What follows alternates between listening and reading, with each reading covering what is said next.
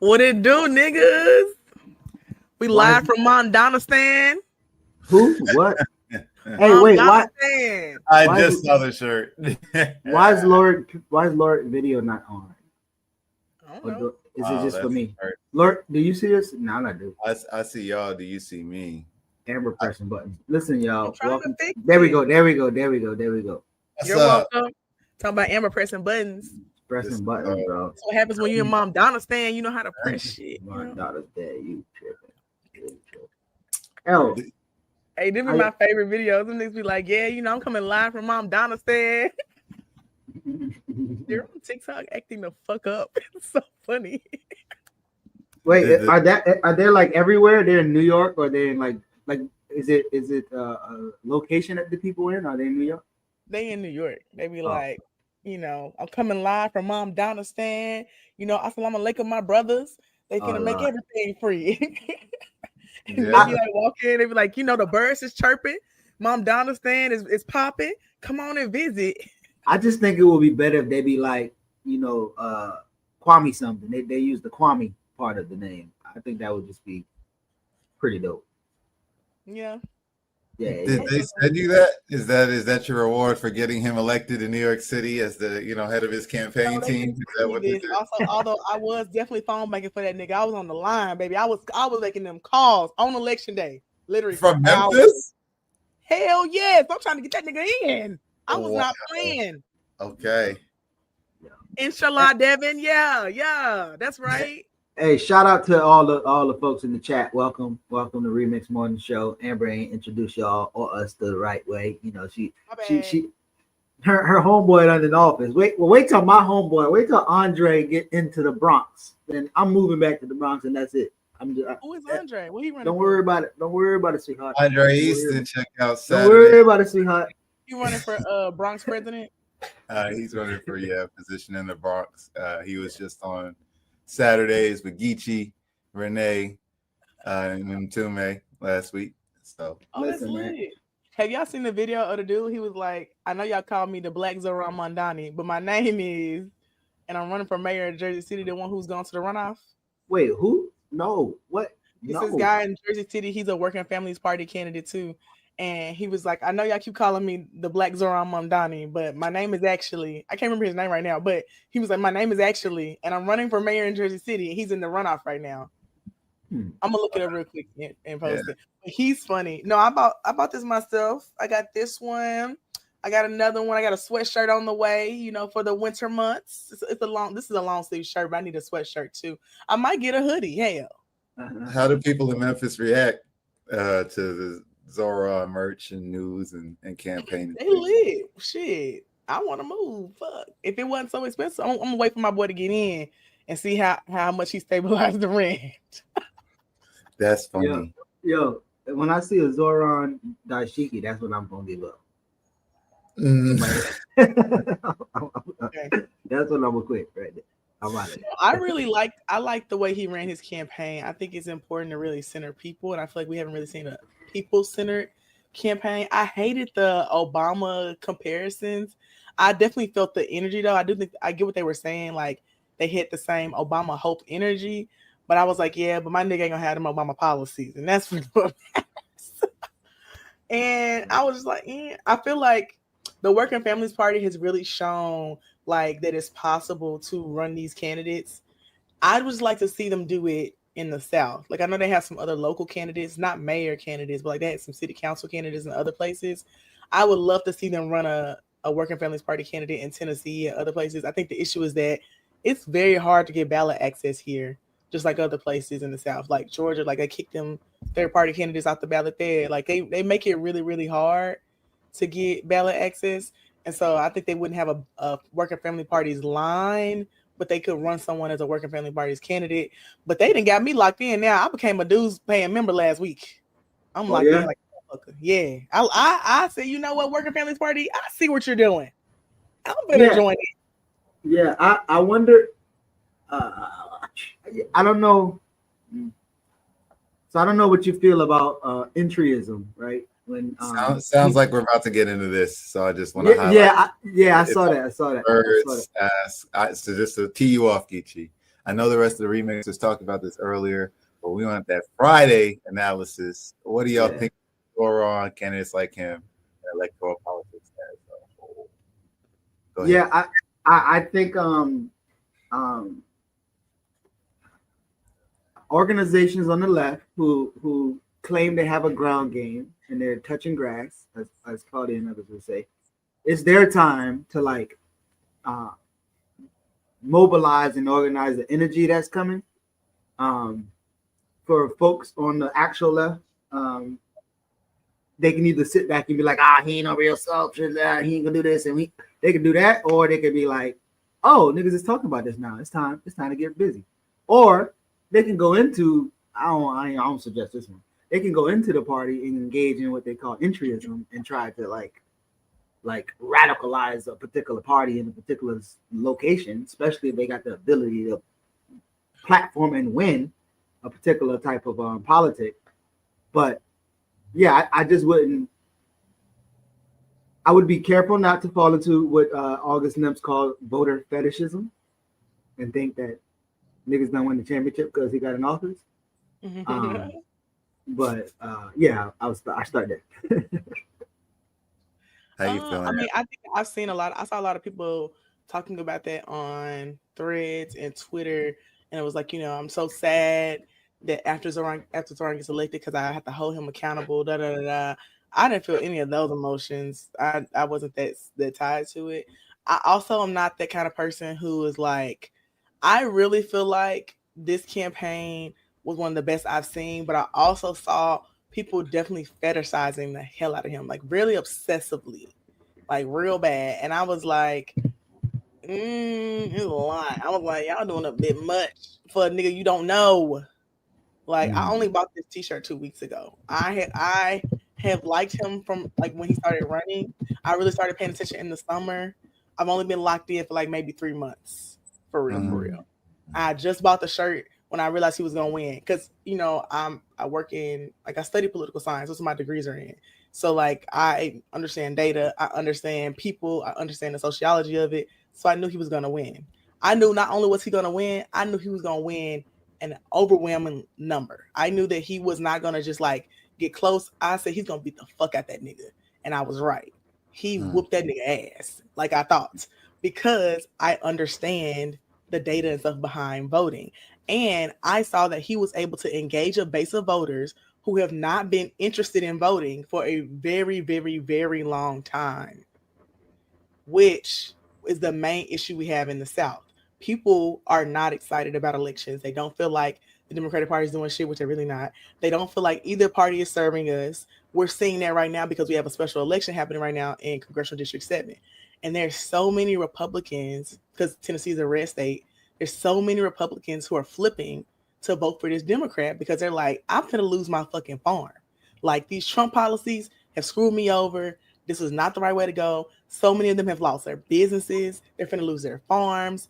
The Secretary of Agriculture for the state of Tennessee said they have lost over $300 million for farming and agriculture in the last year since Trump has been elected, because since he got inaugurated, because of all the cuts that he made. And then this federal shutdown was even worse. So they took away all these cuts that all these white farmers in Tennessee were getting. They're getting all these subsidies. They're getting all this stuff that black folks aren't getting, of course. They cut all that.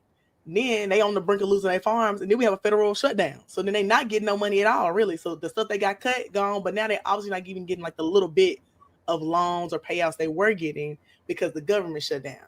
So they literally are like on the brink of losing their family farms that they've had for generations and generations. But they 7 generations in Tennessee. I was like, because of slavery, but okay. But they're like, we're losing our families and farms and shit. And I was like, you voted for that nigga. So now they're flipping. And this race is so close between Afton being this white lady and the Trump candidate, Van Epps. It's like a 260 vote split right now. It was 382. Now it's like a 260 vote split because they are like flipping to vote Democrat because we don't have closed elections because we're in a general. So we don't have a closed election and they're flipping. And I was like, I think that seat is going to flip because of what's happening. And I think that Zoran was able to win off of that too. Laurick, can you please add some of this in your response, if you can? Is it safe to say that People's Forum, PSL, Claudia running, and all these other things, and other people who are like that in New York, should not be forgotten that they could possibly move in the needle in making people vote for or open to? Okay. I see what you're saying. Because this shit ain't come out of nowhere. But go ahead. No, I agree. The history from below. So like what's happening on the ground that created this. I hear Amber's point, and I want to raise the analysis earlier that Ricky Ryan put for us, which is we know what he's going to do. It's kind of about what we're going to do. So the way I see it, obviously we as organizers should be looking for how we can use this.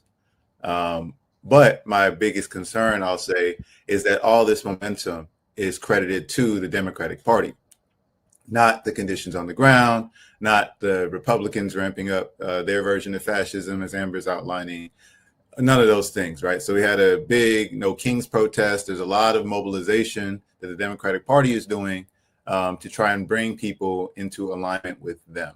So from the organizer side, some of the usefulness I see from Zoran, for example, is just some of these basic policies we should be asking for in our cities, right, that make them more livable. I think Zoran does have a great platform for that. And I think if you're in a city with a more regressive Democrat in charge, you can challenge them that way. I'll also say, just because of the nature of saying socialism, in places like Miami, he scares people. So the right is always going to use him kind of as a boogeyman. And that can be useful as well for organizing, because if people are having positive reactions towards Zoran and socialism, then you can, of course, use that as an end to bring them into organization. What I will say about is that my fear is that he's more Democrat than socialist, right? Whenever someone says Democratic Socialist, it's usually a dog whistle, sorry.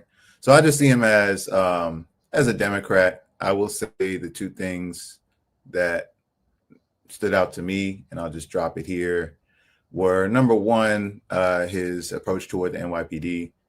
Someone who did limited organizing in New York, I was like, that was my first question. It's like, are you going to go after the NYPD? Because a lot of these policies, a lot of this budget goes to them. So at the end of the day, that would be my hope for a socialist candidate, is that they would attack imperialism. And he's been weak on that with the NYPD and letting a Zionist still run it. And he's also told that line that Bernie Sanders and these other imperialists do, saying that Cuba and Venezuela are dictatorships, and saying that with the military action that's going on right now is unacceptable. So that's kind of how I feel about Zoran. I'm interested what his response is going to be to the commissioner. Have y'all seen that lately? The one that he told not to run? Is that what? No, the current commissioner, Commissioner Tish. I follow Jamani Williams. I've known him for a little while. I know him from Young Dems. We met in like 2016. Commissioner Tish, the Tish family, the Zionist. That's what I was referring to. Yeah, absolutely. Yeah. Okay. Yes, I was wondering what his response is going to be about the case that Jamani and some other folks from the guy's family who was killed by the NYPD officer. They were like rallying yesterday, and I was wondering what his response is going to be once he becomes mayor about it, because I know that like he can also push for her like decision on the charges being upheld and stuff. So I was wondering about that too. I also think that, so I know a lot of people in New York, and I will say that they do not see that nigga as a Democrat. The Young Dems would not endorse him. The Democratic Party was not fucking with him. And I would say as an assembly member, he is definitely seen as a socialist. I have talked to several people who are House reps and senators. They think that nigga radical. They do. They was not fucking with him like that. They definitely think that he is more of a like, because he's also younger. So like most people I know are a little bit older than him, like in their 40s, like between 40, probably like 48-ish, and they think he's more of a radical type. They only hopped on board, after he beat the dude in the primary thing, and that was barely. Like even the Young Dems president that I know was not posting about him. He only posted on election day that he won. That was it. They never endorsed that man. They never talked about him. I was the one holding phone banks for him in our Black Caucus chat. I was the one like talking with Jamal Bowman. Me and Jamal Bowman were organizing like phone banks and canvases and stuff for Zoran. The people there though, they do not mess with him. So I think that from the outside looking in, like especially for people who don't really fuck with the Democratic Party, it does look like he's just like another Democrat. But he is not seen like that to them. They do not consider him another Democrat. So this is almost going to the conversation that we were talking about around like when the corporations or whoever do this influencer gathering, like there be people who have like some independence type joint, but they're in this big ass tent that the Democrats are still kind of controlling the tent, even though it feel like there's some autonomy inside the tent. And so I say this. So we interviewed David Cobb for Dare to Struggle, Dare to Win, episode 16. If you go to the playlist on Black Liberation Media, and it talked about the Working Family Party being an arm of the Democratic Party, and anytime you try to challenge them on there, they'll be like, "Oh well, Philadelphia," and David goes into like why even that's not actually true, because so that's another thing. So last night at this conference, there's a employee ownership that Morehouse is doing, and they brought Jessica Gordon-Nimhart in, Stacey Sutton, and Stacey was on the panel with Jessica, and then another guy, Esteban, and I don't want to know how much of this I can do public because so some of these are well, I know two of them, right? I'll just do it like this. I know two of them, and one of them told me like they researched a person when they was talking about cooperatives, and they stopped researching that person before 1920. After 1920 is when that person actually evolved on their perspective on cooperatives. Not saying that it don't work, but it's just like it was talking about like electoral strategy, how you can't leave that off the table if you try to talk about cooperatives in this type of economy. And for that person as a scholar to admit that,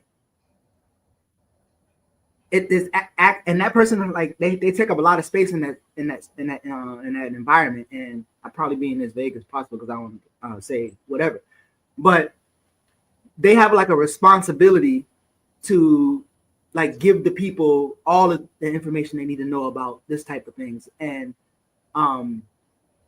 basically I'm saying like Zoran, I don't even think Zoran has the chops of somebody who's a radical or revolutionary leftist. I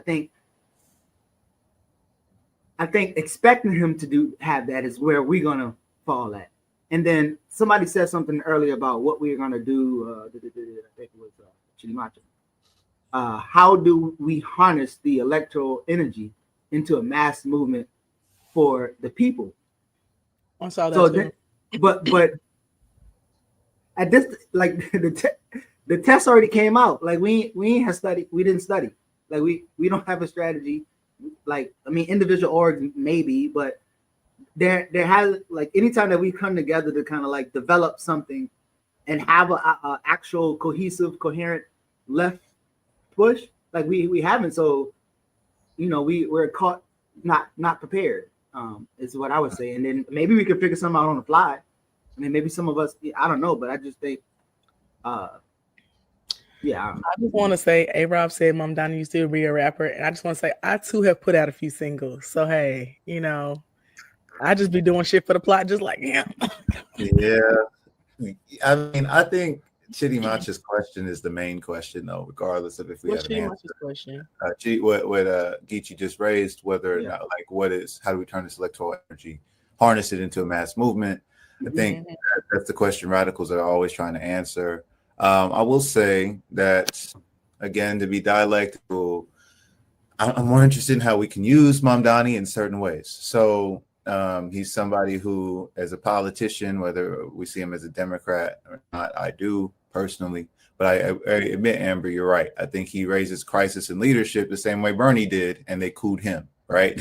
Whenever, even though Bernie was not as anti-imperialist as any of us, but the one he's Zionist, all of those things, he was too much for the Democratic Party to stomach, and they had to destroy him. So I think in that sense, Zoran can be seen as a threat.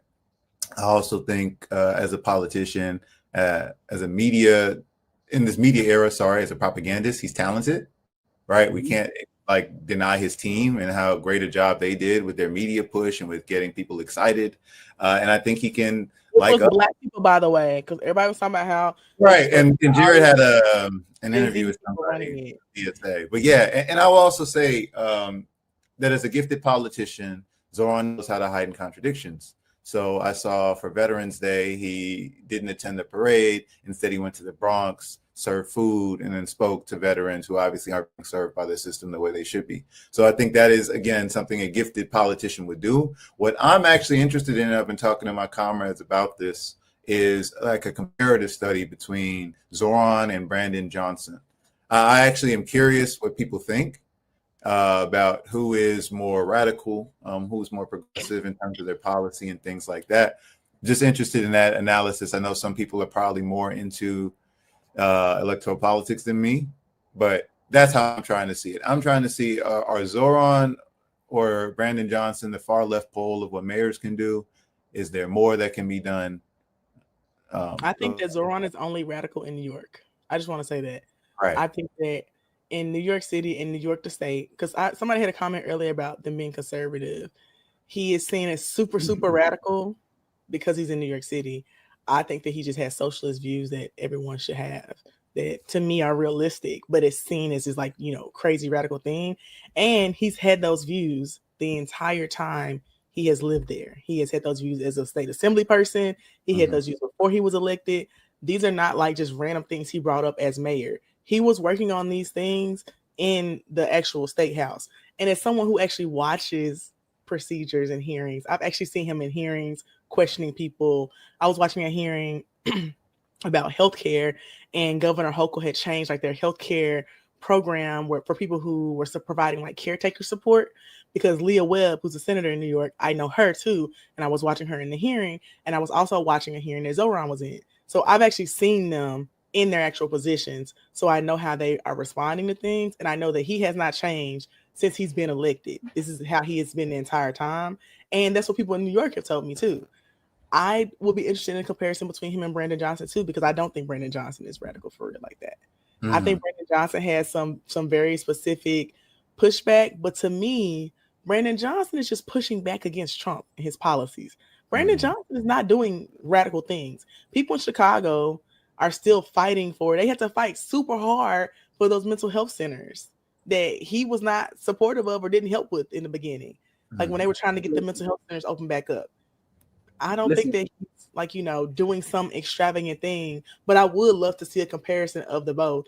I also think that there is an argument here about what it looks like to hold elected officials accountable, even when they aren't necessarily doing or running on the things that you care about, because our current mayor here, he's trash right now. Like I don't hate him, but I don't like him right now.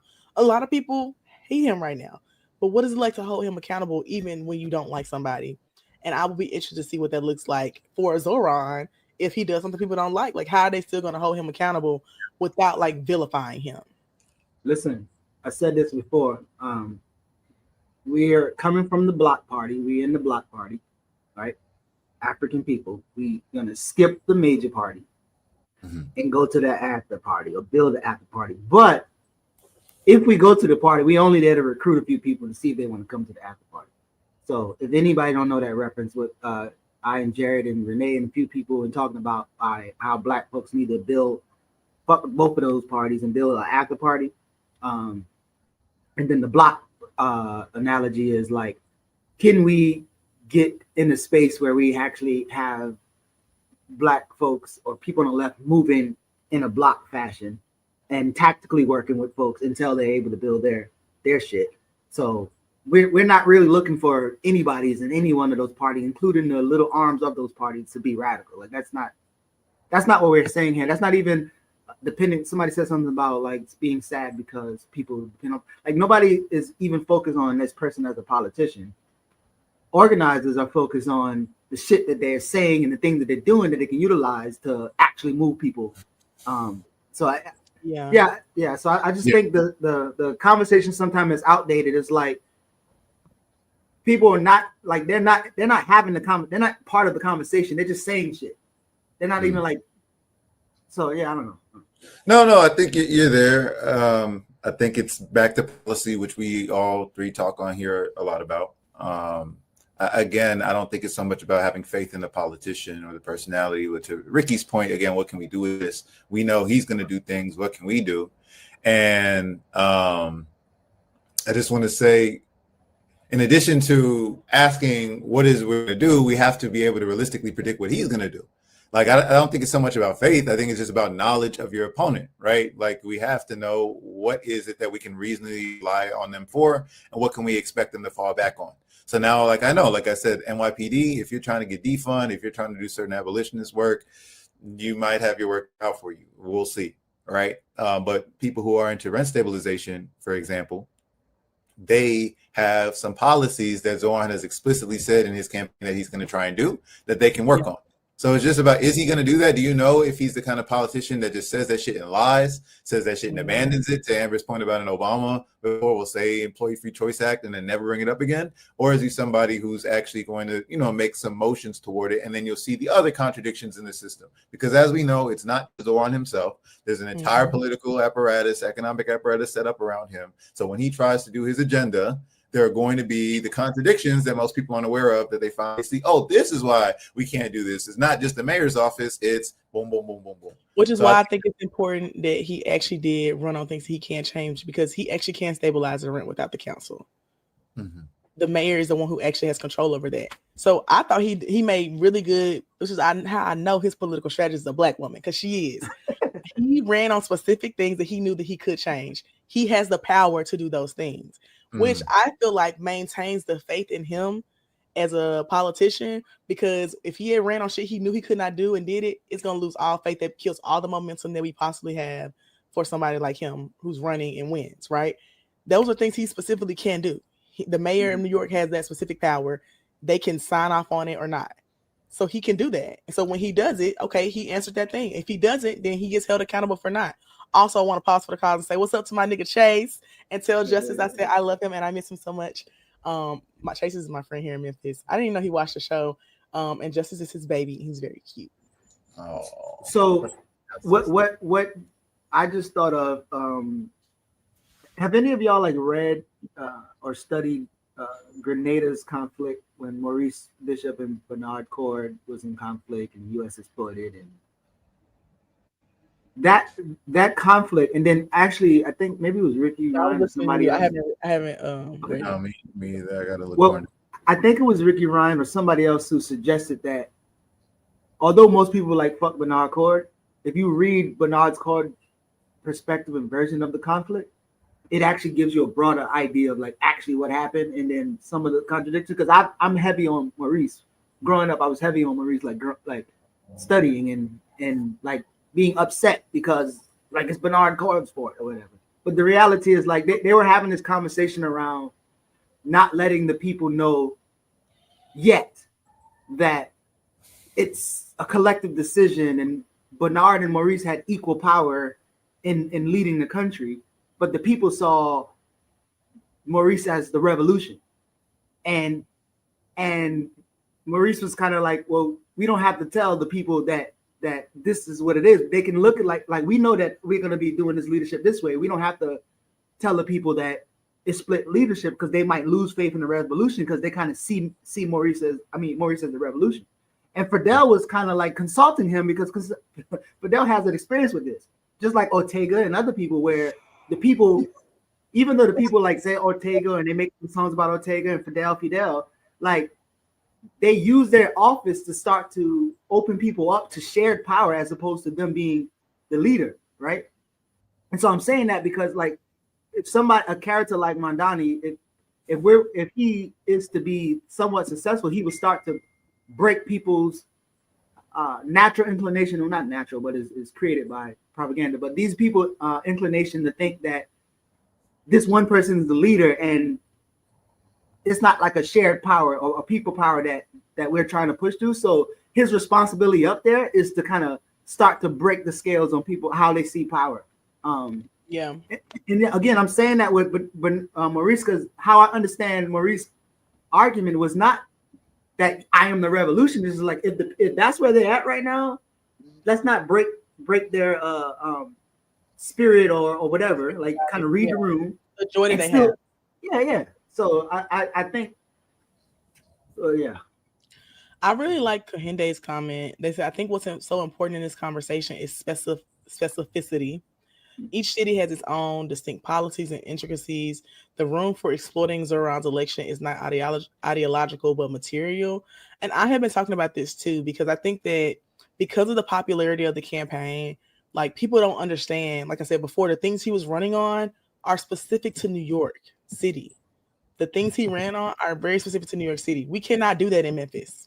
We have state laws that do not even allow us to have a rent moratorium. We cannot stabilize rent. We can't have a rent moratorium. We can't cap anything. We can't do anything like that. So I do think that that's what's important, like looking at not the ideological like excitement around it, but the material conditions where you are. I also think that people aren't good at being able to move politicians and hold them accountable without having like all this credit around it, right? Like, y'all hear me talk about stuff I do here in Memphis on here, but like most people in Memphis don't know about none of that shit I'm doing because it's not important. What's important to me is that like the stuff moves. And I know that based off the climate that we're in Memphis, our mayor's not going to have a press conference and say, yeah, we're going to remove the police from mental health calls. He's not doing none of that shit, but he will do it. And I can enforce it, and I can write a plan to help him enforce it, and I can hold him accountable to it. But you have to be able to like understand the landscape of where you are and the actual material conditions of where you are. Because I live in Tennessee, and they hate the fuck out of Memphis. They hate our stinking guts. That's why we got almost 2,000 federal agents here right now, and they finna send another 500 National Guard troops. They do not like us. So it's not the same as a New York City where he is. And I think that that's the problem a lot of folks are having, because the campaign was so nationwide. They're like, well, I don't understand how we can't do that here. I don't understand that. Not getting that your local policies and local politics is going to be completely different based off where you are. The only thing that's going to stay the same is really going to be federal, like elections, the president, stuff like that. But everything else is different. We don't even have assembly members. We don't have aldermen. We don't have any of those things. Like, it's different in Chicago and New York and the South in general. We don't even have the type of government makeups as some other places. Like, up north, y'all have county executives, but that's the mayor here, like in the South. So like, it's all different. So that somebody said sis is preaching. I know that's motherfucking right. Yeah, you be preaching. But you the guest pastor. I lost my voice earlier this week, and this is my first time talking all week. I've been depressed, so I'm a little geeked up. I'm gonna tell you an old tale. Like, if you get that voice back, that means you need to hold some of that voice back. I'm joking. So, but really quickly, this is connection to what you're saying in terms of like the national thing. And I don't remember the words now, but I know I was pissed off when I heard it. But when the win happened, there's a radio personality in Atlanta, because I heard it on the radio, and he was like, "Oh, socialism is the world gonna be crazy and all this," and I was like, "What the fuck?" Like, but the positive part is like, and which is probably, I don't know if you're gonna think it's positive, but Morehouse has a new DSA chapter, right? That's not like typical, like a HBCU, or maybe I don't know, but most of the Black people we know that comes into our organization, and maybe even back, I don't know, but they like had a small stint with DSA, and it was like, these niggas ain't it, and then they come to us. But the fact that the conversation around socialism is happening on the campus, like I literally, like the day before yesterday, I talked to them, like it was a group of them, and it's Clark and Morehouse, and I think a little few people at Spelman, and the fact that they're even like interested in those politics, right, is enough for us to kind of navigate. And then on top of that, like, Tara Taylor, Dr. Tara Taylor, who y'all know, she's at Morehouse. Andrew, who wrote the Prophets of Discontent, he's at over the political science department. There's a sister we know at Clark, and so the professors are like, it's like the professors are there, and then the students are having a conversation. And just last night, like for the first time in the labor studies department, they're talking about cooperatives. Like, and on stage, they're like, this is the first time, like they were actually surprised that they were invited to come talk about that at a place like Morehouse. And so the conversations, and like there's something happening. There's a push, right? And despite the reactionary radio people and all the other foolish people who still inspired by the Red Scare and those other things, it's still like something that's moving. That kind of to Laurick's point, like this is our time, like shit opening up. So yeah, you were studying. Yeah, I see the excitement around it. I also think that we're seeing more of this because people are explaining what socialism is better.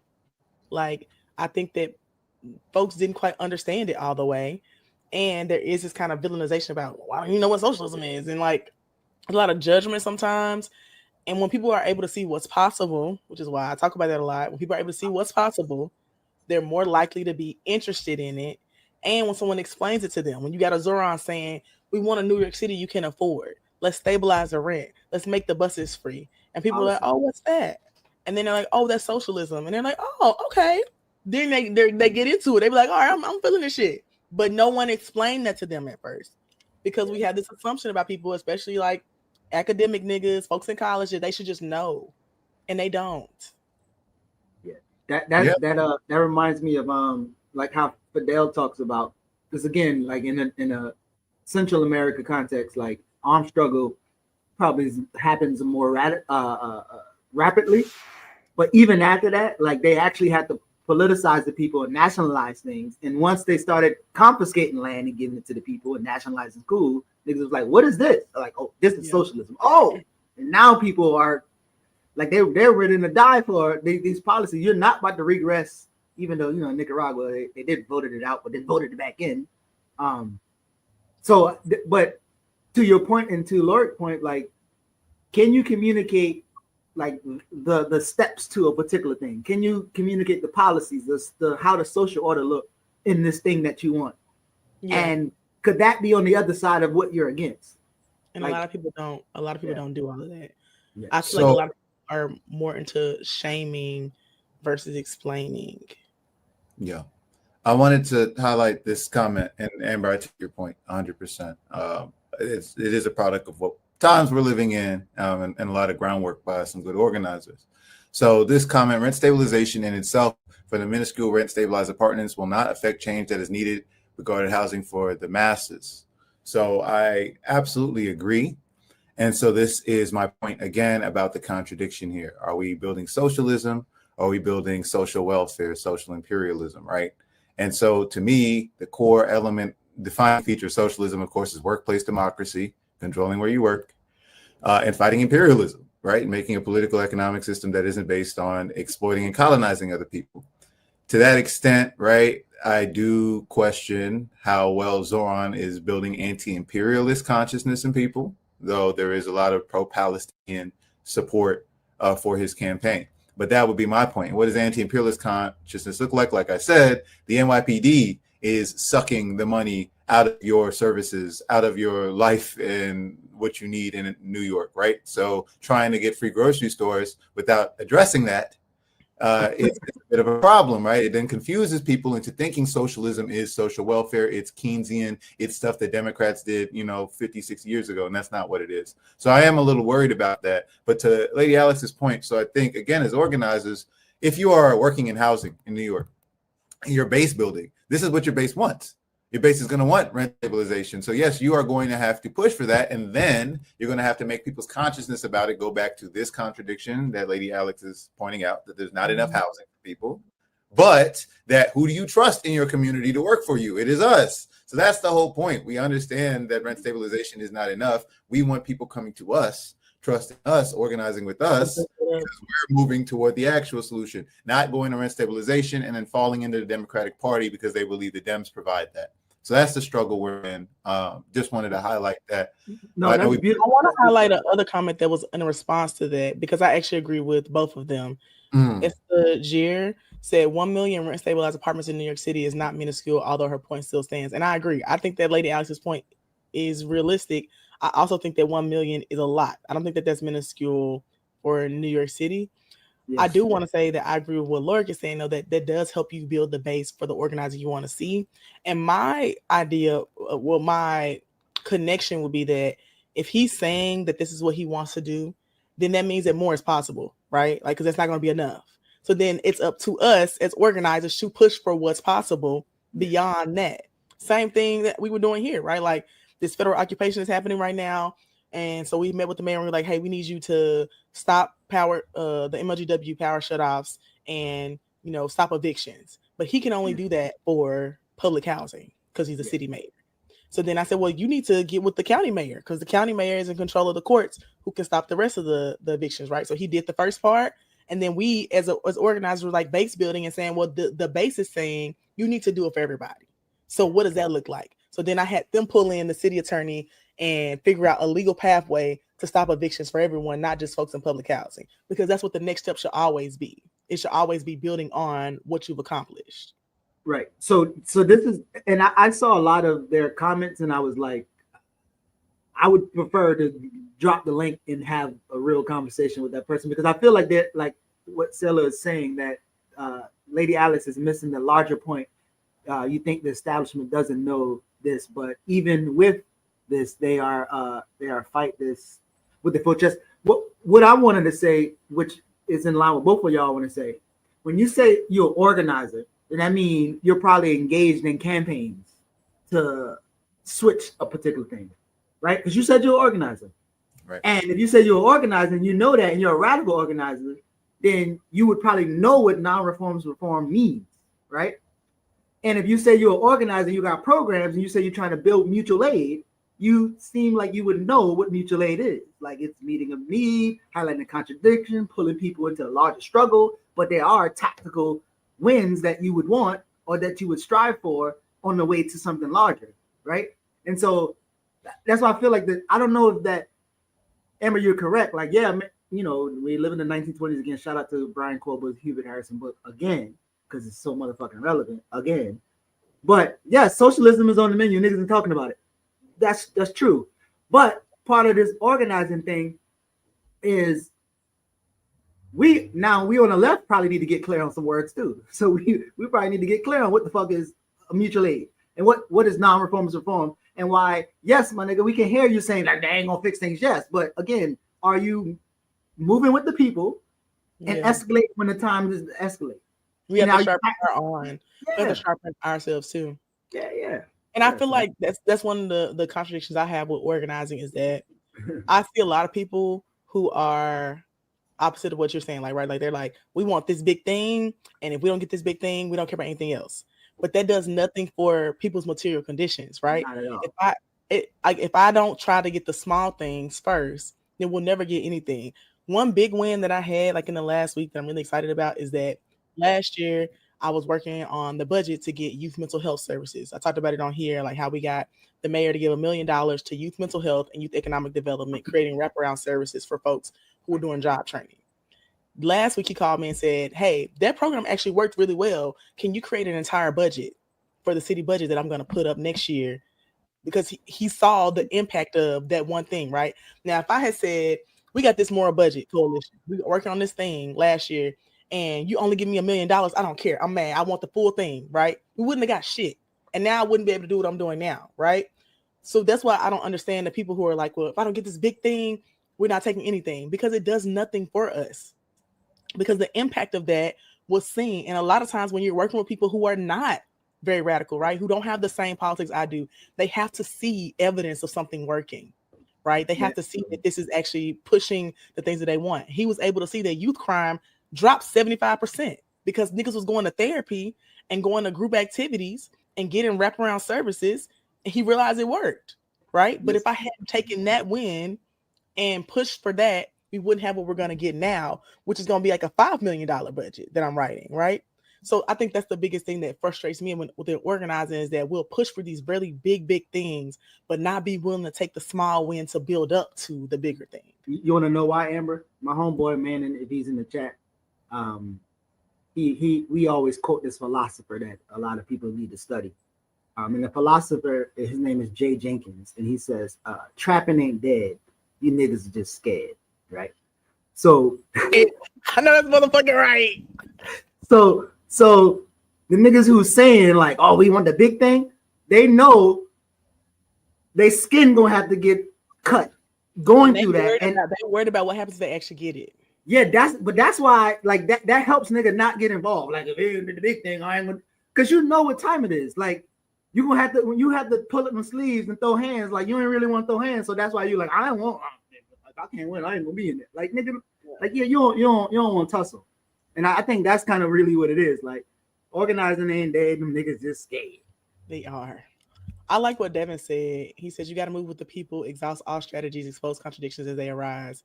I agree. I think that's the biggest thing that I've been seeing right now with this occupation that's happening here, right? Like all the organizing niggas are like, I don't understand why people aren't in the streets. Like we should be more upset. These people are not leaving their homes. They don't have food to eat. And that people who are not organizers, that they're more your activists, radical types, don't understand that you have to move with the people. If the people are not leaving their homes, you can't have no protests. If the people's children are not going to school, so they got to go to truancy court now, and now the police coming to their house because they're not leaving for that either, they're not coming to a protest. They're not coming to a press conference. They're not going to email their city council member. They're not going to call the mayor's office. They're not doing shit because they won't leave their house. So until you move with the people to meet their material conditions to get them to where you want them to be, you'll never have what you want, which is why strategy is important, which is why I said, well, why don't we create a rideshare program to get their kids to school and get them to work so then they are more likely to show up for these other things? And then they were like, oh, that's a good idea. I was like, because y'all dumb, but whatever. You know, being the only organizer in a group of radical motherfuckers is so hard sometimes. So hard. Man, maybe we have to we really been going on this one. I know we have a guest coming up. Did y'all want to try and get into some quick stories at all before we're joined by our guest today? Yeah, I didn't know my mom Donna Stan line was gonna get y'all going like this. It was great.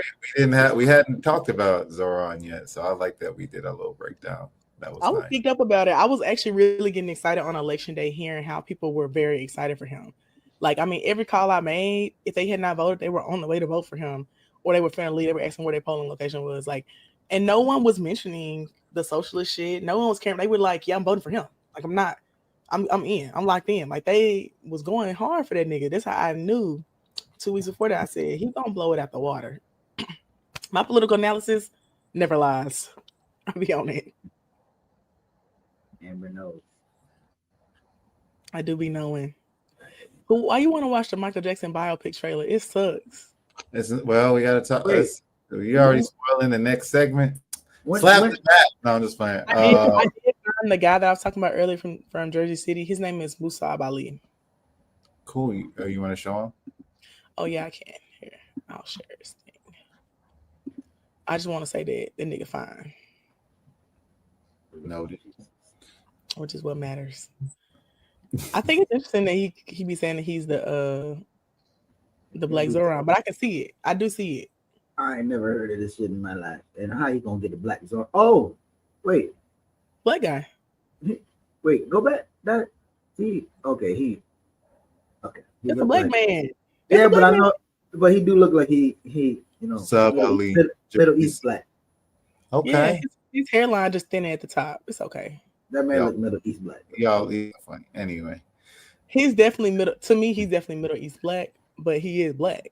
Yeah. I love He's South Asian, is he? Mm-hmm. I'm into the policies, y'all. You know how this goes. Yeah, because I think this is going into that conversation that Jared had an argument on Jared. Let me go to his website. Let's see what his argument with that one dude who said Kamala ain't all the way black. Yes, indeed. She was just oh my god! Oh my god! She just said she was Indian yesterday. I'm like, oh. But I remember him though because he's a cancer survivor. That's how I remember who he was. He's South Asian. He is so. I think he's. Let me see. But He went to Harvard Law School. I'm trying to Yeah. find his website. I do like Laurick's redirection though. Yeah, policy. Boom, boom. Let's talk about it. Yeah, I'm trying to find his policy. We're I'm gonna get looking for his website. slippery slope over there. That's Oh, I see it now. It's Ali 2025. Okay, I'm finna share so we can discuss. Okay, all right, we gonna hold off on my Michael Jackson comment. We're gonna have some comments. Let's see. Jersey City is too expensive, so Lord, you gonna play the trailer because I don't think I've seen it anyway. it's giving. Yeah, we can play a little bit of it. I just wanted to go over an exercise I did. Look at his city transit policies with some comrades. Fast and free buses. Okay, fast and free buses. Expanding in language. Go no, Assume expand he's that. Expand that. Expand fast and free buses. Let me see something. We'll launch 4 core fare-free routes linking the Heights, West Side, and Greenville to Journal Square and downtown, running every 10 minutes and moving faster with traffic signal priority. We can get this off the ground quickly by redirecting part of the city's current microtransit spend, tapping state transit funds, and bringing in employer partnerships, delivering real cost of living relief, less congestion, and cleaner air for every neighborhood. So Zinzi and all other New York folks. This is in New York, right? Or this is Jersey City. Well, anybody in New York, Jersey area who New Jersey know these routes differently or more intimately, what does this policy or effort to do such a thing sound like to you? So I hope there's anybody in Jersey. Sudeep also said that Jersey City has 2 Dem socialists running as well, Joe Brooks and Jake Efros, for other positions. Cool. Shout out Jersey City. And I'm asking that because, again, it's one thing to say the tagline and say like, oh, free and fast buses. But if like you don't have the methodology or the policy to achieve that thing, I would be curious if folks who live in those areas and take those routes and engage in those things would be like, yes, this is actually it. So yeah, if there's anybody in the chat. Oh, do you see this part, Geechee? I definitely like that. Banning pay-to-play vendors. No more contracts. No more contracts for firms trying to buy influence. Will bar vendors and their principals who donate to mayoral/council campaigns or PACs from receiving or renewing city contracts. Enforce a multi-year look back. Publish all vendor donations and debar violators. That looks good to me. Publish the mayor and senior staff calendars. Post agendas 7 days ahead. Wait, they don't do this already? This is that kind of stuff. That's what I was saying when we said earlier. They do this shit in Memphis. Fighting for the basics and knowing your local conditions. Amber, know your local conditions. But yeah, seems like it. We literally have Zinzi, I didn't know that, but I also didn't know a real-time city checkbook showing every dollar spent, plus a contracts portal with bids, scoring rubrics. We have this already. They don't have this in Jersey City. Goddamn. Well, looks like they're trying to build something. They don't be having stuff that I be thinking is normal. Oh, let's see what he say for philanthropy. He's a good man from everything I've heard, but he's not Zoran. For me, Zoran had grassroots backing from important orgs like Drum. Musab's good people too. Yeah, the org backings are really important. Looking at who supports. Let me look at his public safety thing real quick. Cool. Well, let's see what he says. Let's see. By increasing foot patrols, hosting regular community meetings, and ensuring that officers are familiar with the neighborhoods they serve, we can foster mutual cooperation. I'm gagging. Addressing violent crime. He will strengthen the Jersey City Police Department by providing officers with necessary resources and training. Yeah, right. Boneless socialism, y'all. That's what I'm saying. You don't go after the mental health crisis requires specialized responses. Musab Ali will advocate for the creation of a dedicated mental health crisis intervention team within the police. That's what I'm saying. We just stop. So this is gonna be a little rough. Baby, he losing me. So I think there's one person in the chat, or at least two. Well, this person is from the area, New York, and then Sadip did some work there. So my favorite nigga on the roster. My favorite nigga on the roster from Newark. I just want to know how they are engaged with the policies is what I'm basically asking. I mean, I'm not surprised that he's not super radical about police in Jersey City because, I mean, it's New Jersey. I love it. He is a cop lover, John, but also like Jersey City don't have no real crime, just like Newark don't got no real crime. All right, that means they beat people up worse for nothing when they ain't got no crime out there. You know, like in New Jersey, where they doing like the real like police brutality shit is like in Patterson and stuff like that. Like they don't be doing that shit in Newark or Jersey City recently. Like I ain't seen nothing for real. I mostly see stuff in Patterson, like South Jersey, shit like that. I don't really see anything happening. I'm saying, Sudip, Amber, he said Amber LMAO. I'm just being honest, bro. Man. Sudip said Jersey City has police problems. Oh, well, it's policy trash on that shit. We're going to have to canvas. I need some brothers on the block to tell me police ain't bad out there. Maybe please fix it. Okay, let me go to the gun violence prevention. Reducing gun violence supports comprehensive gun violence prevention measures, including stricter enforcement on existing gun laws, community-based intervention programs, and educational initiatives about gun safety. I agree with that. I do think we need some gun safety classes because niggas don't know what they're doing. And that's the biggest issue about living in a 2A state like Tennessee. They don't have to get licenses no more. So nobody learns how to use the guns. Nobody gets gun locks, nothing. There's no safety stuff happening at all. Oh, shit. They saying the crime bad in Newark. My bad. The little Newark nigga I talked to said ain't nothing happening there. All depends. You live in the hood. I mean, I got a general idea for this candidate, and I do see again how people are riding the Zoran wave. But I see how we've kind of exposed. There's a lot. There's some differences in there.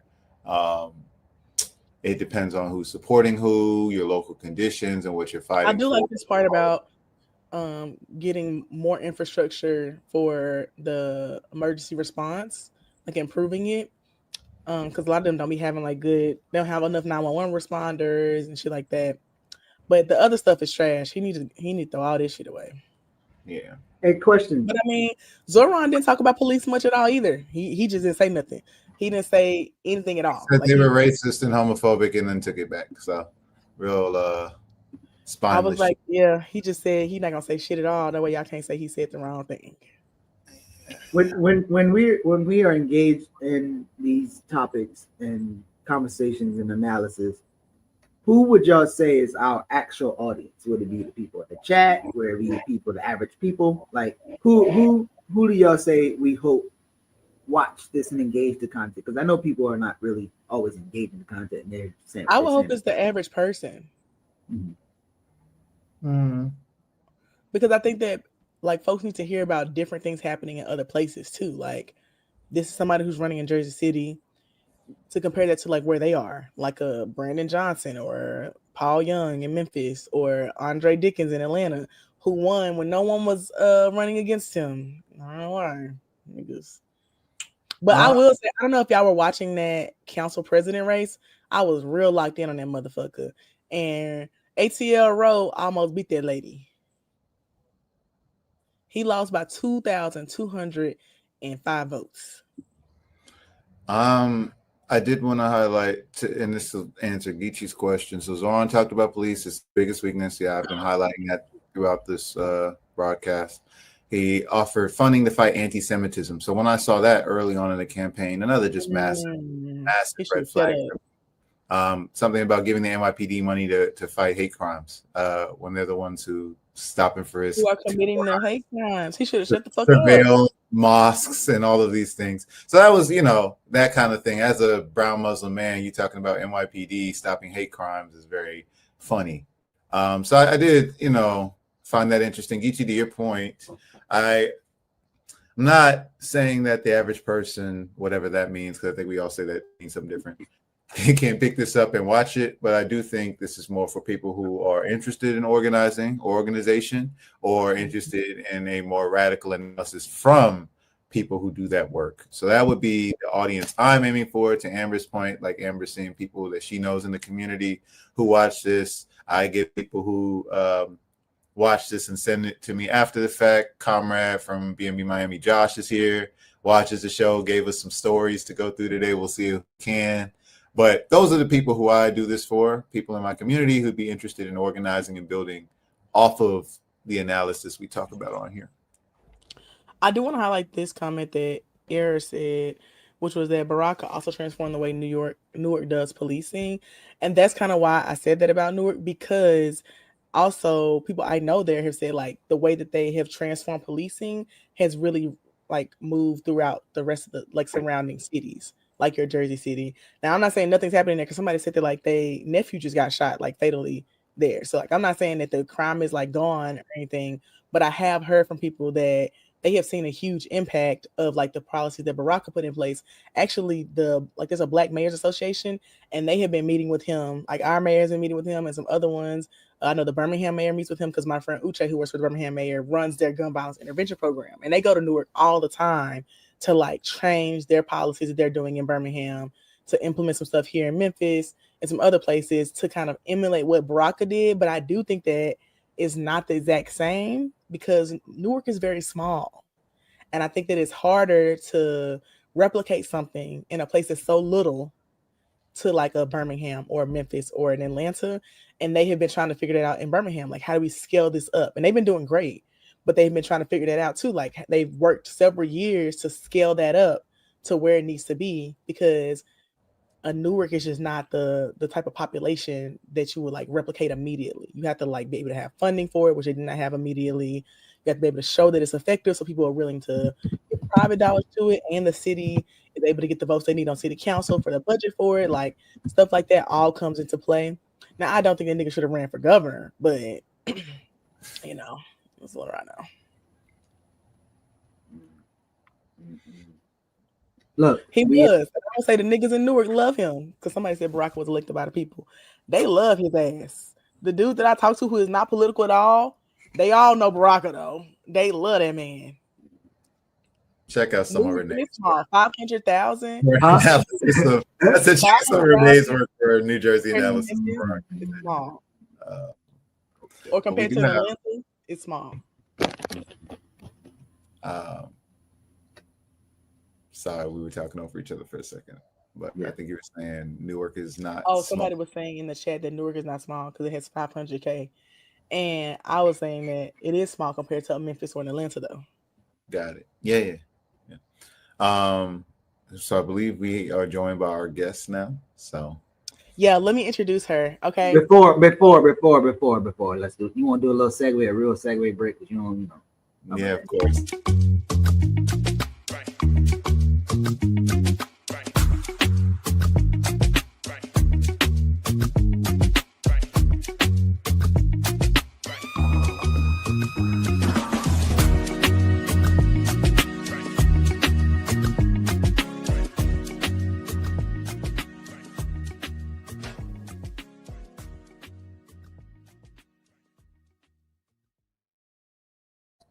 Oh, this intro is so long. But I want to welcome Joya to the show. Joya is like my big sister / mentor. She's the best. And we want to bring her on and talk about her latest clemency case because Joya works with folks who are on death row.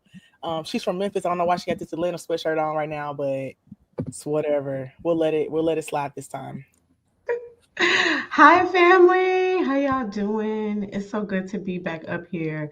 Thank you, Amber. Amber is my little sister. I call Amber my movement baby. Yeah, very, very pivotal. Even though we look the same age, don't we?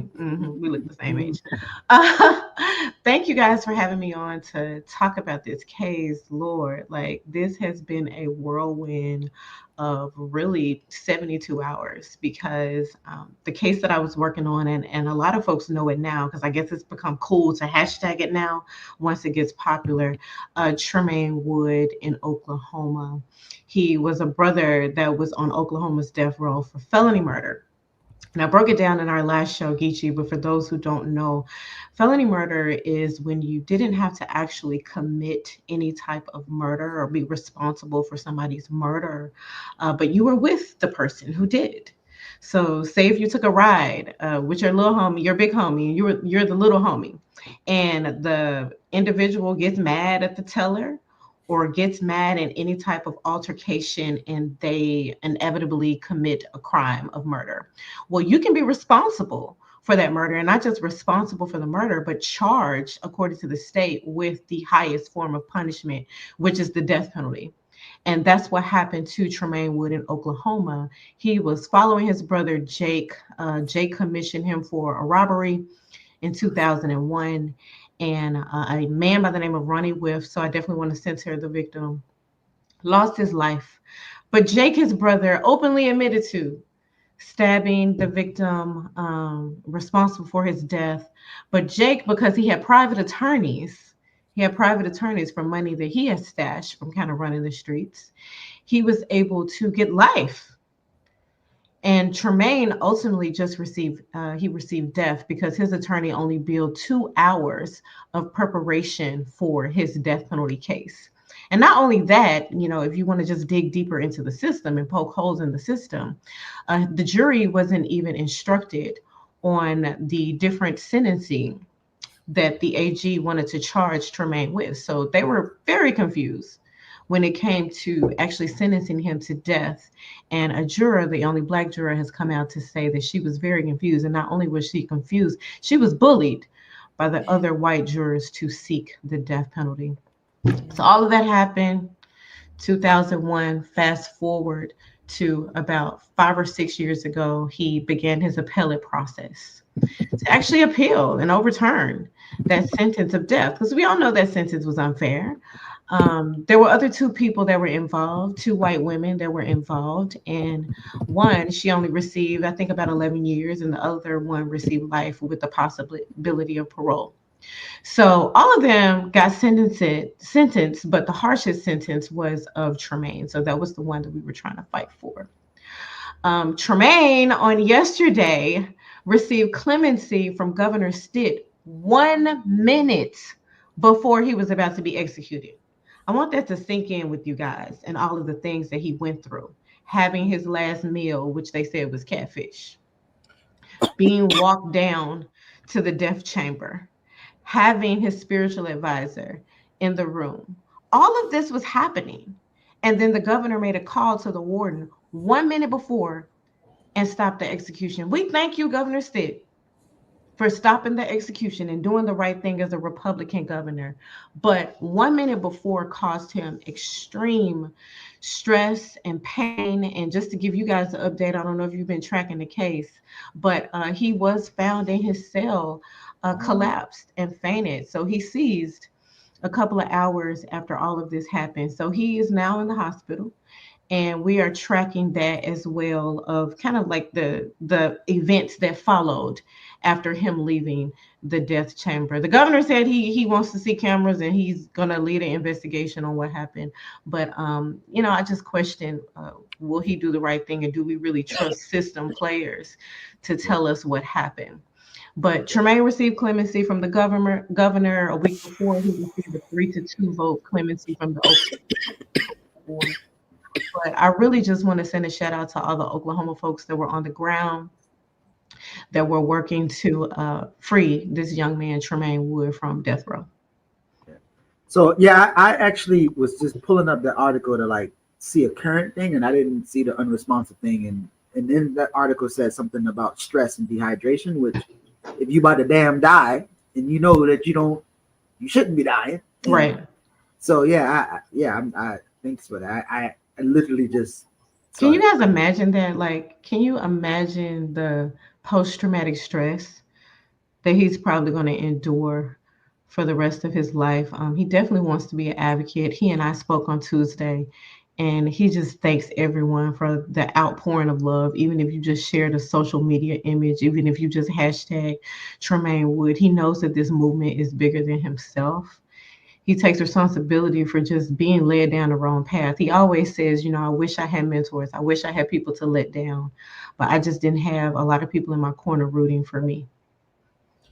I had a question. Wasn't this the same governor who did this before, where right before? Okay, because I would say he has a pattern of this, because he ain't shit, and I don't like him.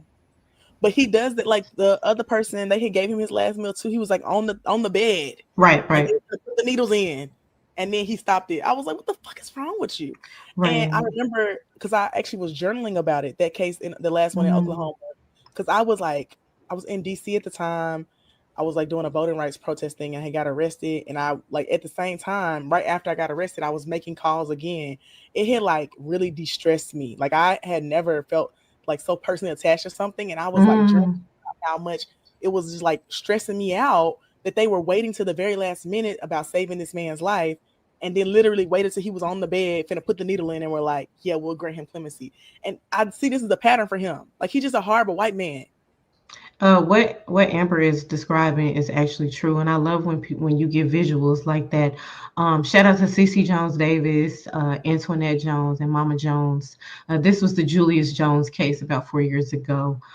Julius Jones also a one witness testimony when it came to his death sentence as well. It's just a lot of issues. Even if you do believe in the death penalty, it's not reserved just for the worst of the worst. The whole system is based on money.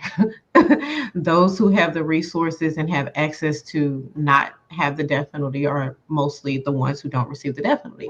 And those who don't receive the resources, those if you have ableism, the death penalty is racist. We know the death penalty, when you talk about youth and the death penalty, there are a lot of folks sentenced to death before the age of 23. But yeah, you're talking about that case now. In that case with Julius Jones, it was 1 hour before, still insidious, but 1 minute before. Yeah. So I remember he so already had his last meal, Right. and he was in like he was in the counseling with his spiritual person Yep. or whatever. Mm-hmm. And I so was like, he had gone that whole day going through the process of Mm-hmm. being prepared to be killed. Like that's such like Devin's in the chat, psychological warfare. That's such psychological It warfare. is. It is them. but that's and this is to give both of y'all flowers, and I really appreciate the way y'all show up and being clear with your politics and then being able to communicate it with policy, but also know that there's tactical things that you have to do on a larger struggle. Because when you look at what they did, right, the 1 minute and the 1 hour, Right. we'd be like, oh, that's a distance. Yeah, or one can say, well, maybe that was strategic. Yeah. And maybe it's like now y'all can say, look, when you think about psychological warfare, it's like this is these niggas is playing political football. Like that's what they're doing. Like, and so they know that the people are up, and then how do you get the people to now support you, right? And say like, we did this thing, but people like the two of you, in terms of like, no, we clear with the policy. Yeah, it's still fuck you, but yeah, this is a little win, but it's still fuck you, and this is why it's still fuck you. You can communicate that through policies for the people. So I would love for both of y'all to kind of share some I guess insight on how you as organizers and people who really intimately connected to policy make sure the energy don't say like he did a thing, and now we need to support him or whatever. Like how do you make sure that's happening? Right. So I actually want to read a text message that I received on yesterday from an insider that is close to, like I told you, Geechee, our plants, our conservative plants that support us in our policy actions and policy wins. And he said, I text him. I said, the silence is deafening because Governor Stitt hadn't said anything. And he was supposed to be killed 10 a.m. Central Time. So I was responding. I was like, what's going on? It's 30 minutes past the hour. And he said, I developed a theory that Stitt is going to wait absolutely until the last moment in order to allow Tremane to undergo a sort of purification by judgment for his participation, and yet finally experiencing mercy from him. He did the same thing with Julius Jones. So this is kind of like Southern white governors, Southern white Christian governors playing God and moments where they hold the lives of Black men in their hands. Yeah, and that was from another white man sharing that with me, and he said it with no emotion, but that was his theory. And it is sadistic. Go ahead, Amber. I was gonna say, like Joy was saying, it's a pattern. And I also have this theory around the same thing of what we see when folks go to jail, right? Like when you have your Khalif Browders, who when he was finally let out of jail, the trauma that he endured was so bad that he still died. And I think that Governor Stitt does this knowing that the trauma that he inflicts on people who are almost about to be murdered will ruin. They have no possibility of living a prosperous life after that because they are so traumatized. There's so much psychological warfare they have endured from this one person who pits themselves as a savior. I think that's the exact thing that happens, which is why, like when it comes to policy, I push so hard against like pretrial detention, and cash bail and other stuff because the psychological warfare that people go through in jail is the worst part. Being there actually wasn't too crazy. I've been in jail 3 times. It wasn't that bad. The food wasn't too crazy last time either.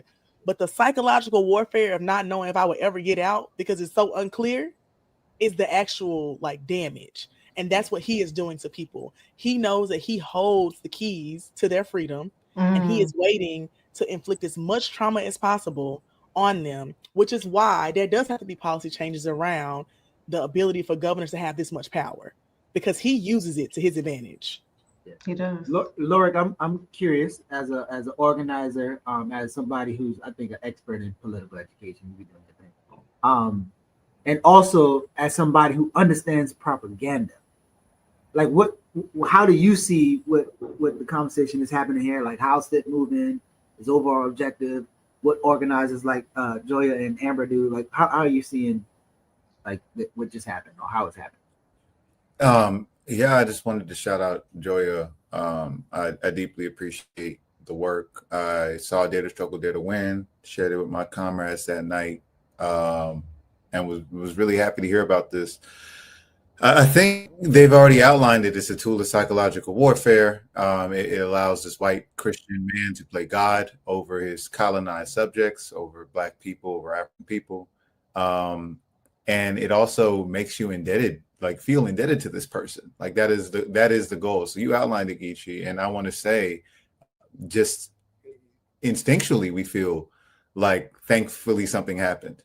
That is the knee-jerk reaction. In fact, when I called Governor Stitt's office yesterday and I spoke to this woman who answered the phone, she said he granted him clemency. And I said, thank you. And that was just an instinct. And after I was like, damn, what the hell am I? Why? I felt gross. But that was my instant response. I was just so relieved. I've done these calls so much and they've so many times, more times than not, we take losses. Like I see people lose. So you make that call. I'm expecting an execution. I'm preparing myself mentally for that. And then it is here. Oh, okay. It didn't happen. Even that feeling like a win has to be contextualized by all the things y'all are saying. Because as I'm debriefing, one part of how I'm feeling, I'm glad it didn't happen, all that. I'm like, this man's still locked up. That shit was hella traumatizing. I did not know until just now that it was only a minute before. As I, again, am thanking this white woman, it's a minute before.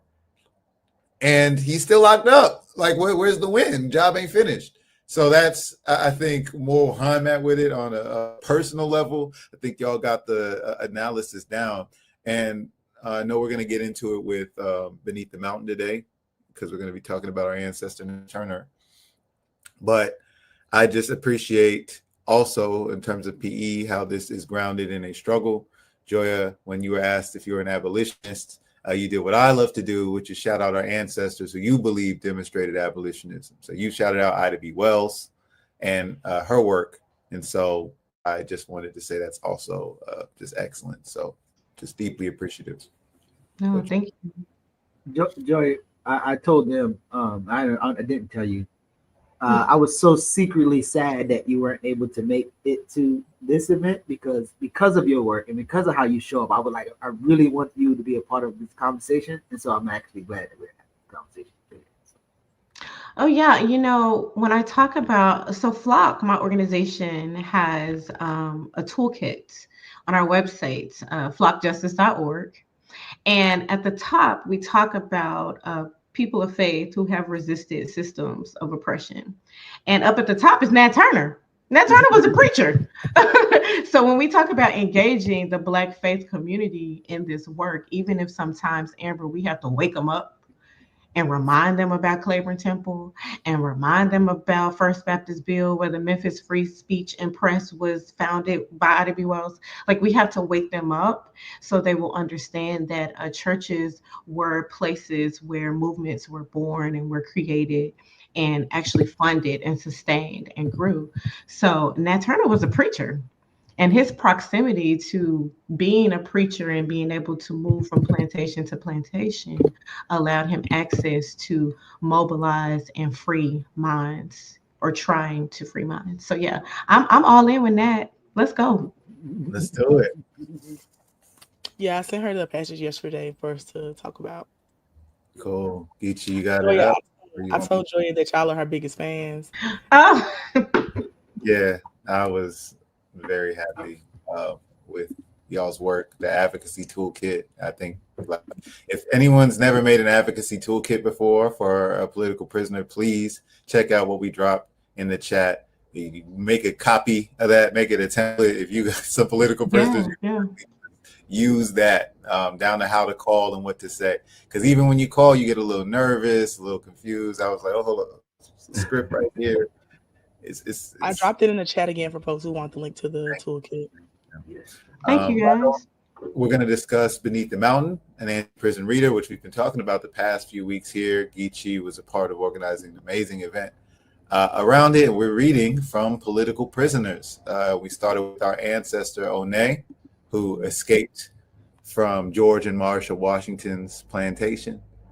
And we've been working our way down. So I think this week we wanted to focus on Nat Turner, who Joy was just pointing out, practiced that liberation theology that we wish we had more of in our churches today. So, Geechee, I don't know if you have it or if you want me to share my screen, I can. Yeah, the PDF. Yeah. Yeah. Okay, let me see.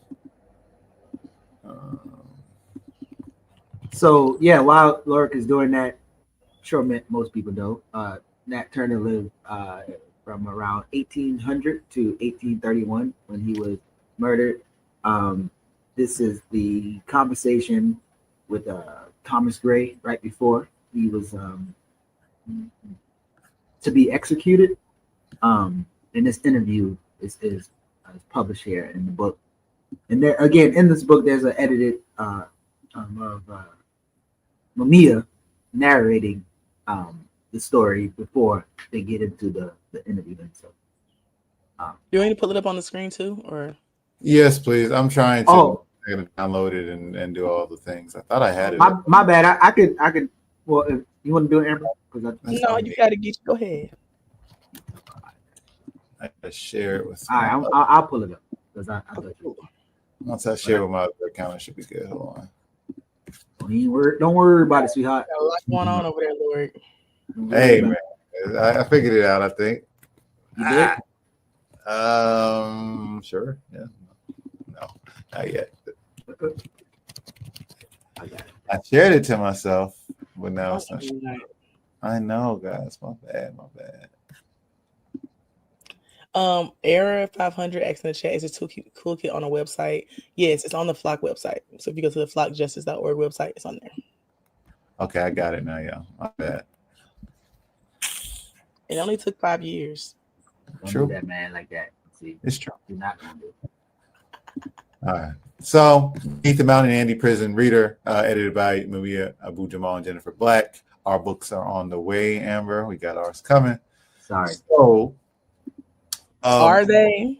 We did One, Judge Staines. That was response to George and Marshall Washington, her enslavers. And now we are doing Nat Turner pre-trial confessions.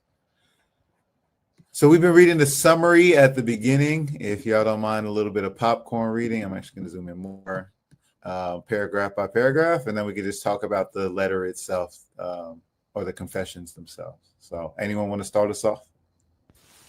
I'm going to go first. Cool. We cannot hide from history, no matter how ugly it is. Therefore, it makes sense to include Nat Turner, who at the time of this confession was both enslaved and detained. Contesting these oppositions, the insurgent preacher traded in the currency of the era, religious righteousness. Turner was known to have spiritual visions and prophetic dreams, some of which he interpreted as a call to uprising. Engaging Bible principles to rationalize revolt, Turner led the bloodiest slave rebellion in U.S. history, organizing approximately 70 Black people to attack the white society that propagated human trafficking, breeding, and slavery.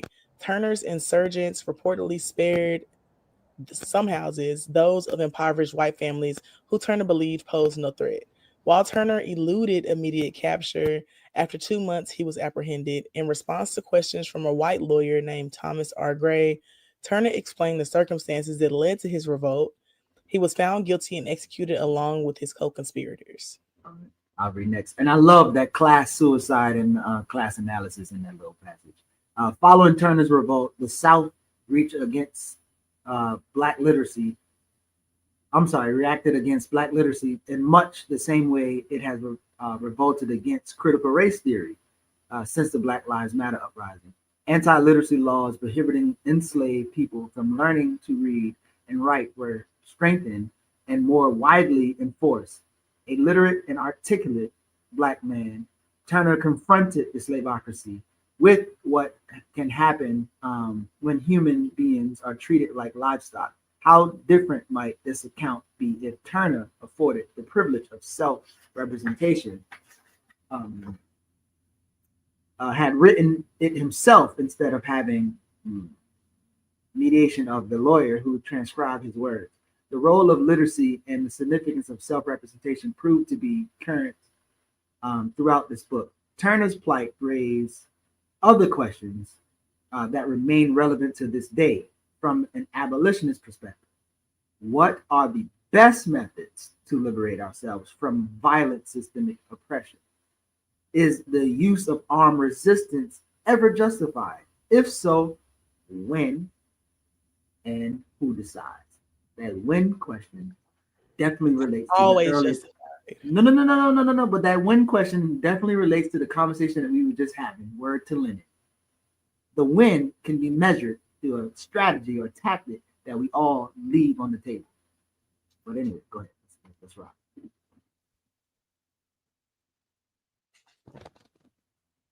You muted. Sorry, that was an excellent overview. In Florida, definitely that CRT point, the book banning history is obviously a continuation of that legacy. In fact, when discussing the book banning saga for political education down here, I started with the first book the U.S. banned, which was Uncle Tom's Cabin, which is very interesting. And then I always point out that even with the book that liberals and conservatives think are dangerous, right? We have the real history, like the story of Josiah Henson, who Uncle Tom's Cabin is based off of, who was the ancestor who self-emancipated and all those things. So I appreciated that this piece talked about record, like who gets to record our stories, who doesn't make it into the record and all those things. Nat Turner, even from a privileged position, we know that we don't get to hear all of his perspective and analysis. We have to have it transcribed to us. And so, yeah, I really hate the spoiler, but once you get through Frederick Douglass, there's a conversation around, because he knew how to read and write, a lot of his comrades who didn't, you don't get to know who the fuck they are and what the fuck they said and what the fuck they believe. And it was a really powerful. And I also gonna say, there's a couple times that I like cried in reading this book. There's a few, because just to have to know that like this conversation is right before they about to murder him. Same thing with John Brown. And then the Julia and Ethel Rosenberg shit broke me because they're writing a letter to their kid, even though John Brown's writing a letter to the kid too. So, but I'm glad that you pointed that out, Lord. Like the stories that don't get to be told because of even the way in which to do archives. We either didn't have the tool or muscle to do it and capture those things, or those people just didn't have the medium to communicate their ideas. And it for it to be held and given to the people here and behind us. Go ahead. No, it just reminds me of the Sojourner Truth "Ain't I a Woman" speech. There were two different speeches, right? And you guys know that. Like there was a speech which was more accurate, where she was eloquently talking about and challenging white suffrages compared to her plight as a Black woman, and then the one that was printed in the newspaper that heightened and jacked up what people would call a slave vernacular of "Ain't I a Woman?" So it just speaks to that being able to control our own narratives and our own stories, but not just that, being responsible for our brothers and sisters. And I'm just going to tie it back to Tremane. Like when I spoke with Tremane on Tuesday, he said that he wanted to write a book. He said a trilogy of everything that has happened to him over the past 24 years of him being incarcerated. But he said he didn't feel confident in his writing, comprehension, and being able to draw analogies to where the reader will understand exactly what's going on with him. So I volunteered if he ever wanted to write that book, that I would walk alongside him in doing that. But I also said that if he makes it a movie, then he needs to get Beyonce to play me. You like her acting like that? I had to throw a acting. little humor. I had to throw a little humor. I'm like in it. Tamia. I think Tamia can play that role, please. No, but it just speaks to us being able, if we are in a position of, you know, knowing how to write and read and convey messages and stories to people, to handle that with care and walk alongside our brothers who and sisters who want to tell their stories but may not have the resources to tell their stories, so they won't be manipulated. He don't never do this. Enjoy it on the screen now. All of a sudden he won't. No, he actually looked like. Can I say something, please? I got something. Let him share. It's because Joya's here. He loves Joya. She brings us out. Joya, to your point, I also think, just like the Josiah Henson thing, the fact that he wasn't this good, perfect victim that this white woman wrote, that he was actually self-emancipating, that he had a family, that they escaped to Canada, right? I think all of that gets lost. I appreciate what Black Myth does, which is highlight the things that are distorted here. So to your point about Sojourner Truth, I believe it's because she was enslaved by the Dutch.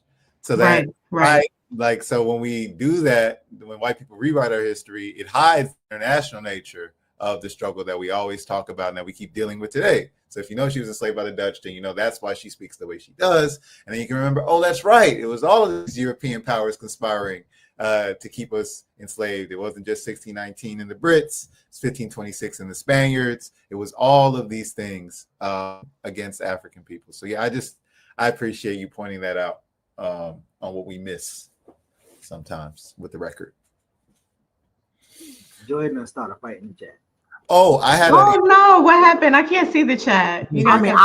I'm starting to fight too, but yeah, I was gonna say. I Am Manifesto was like, can Tamia act? And I was like, well, can Beyonce act? But then this is all off the Beyonce casting comment.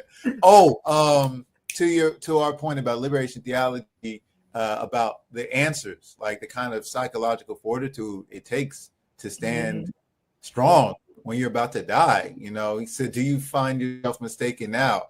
And his response was, "Not Christ crucified." That's amazing. That's an amazing response. So much of this. I always wonder if like I would respond in the same way to stuff like that, or like if people I know who are like organizers or like radical niggas will respond in the same way.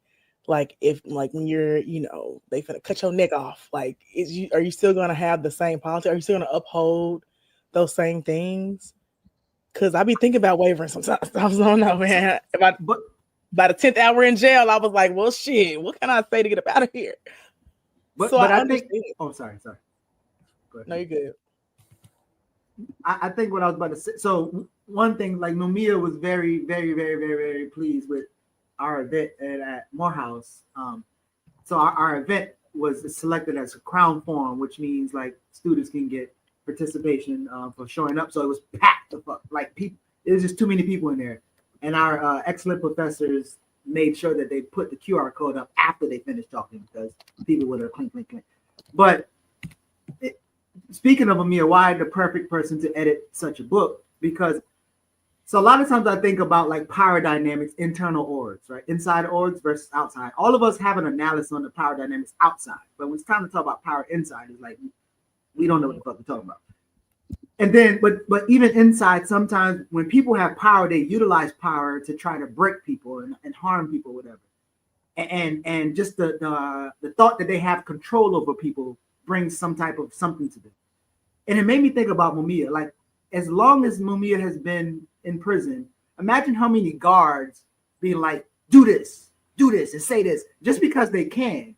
But they actually don't have the capacity to break Mumia's spirit, like at all. Like, he's kind of like, man, yeah, sure. I'll go in and the lights get turned off. Because me will talk about the reason why his eyes fucked up is because they'll turn the lights off so he can't read, and that little bit of light that's in the corner, he'll use that to read.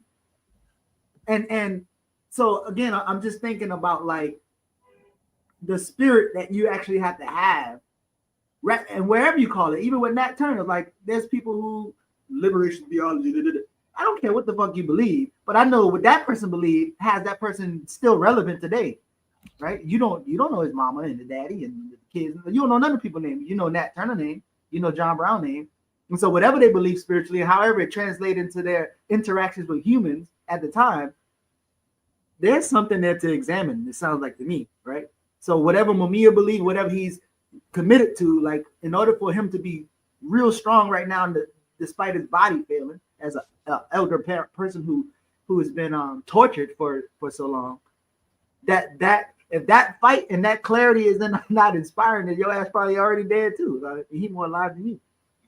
Not you already dead too.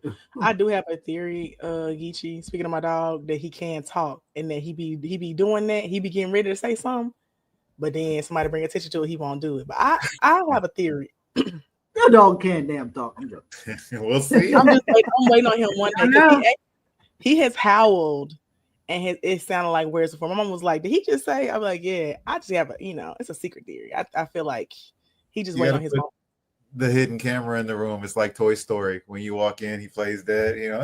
I feel like he be acting like them pets on that Pets movie. You seen the movie where it's like all the pets, owners leave. He be acting like that.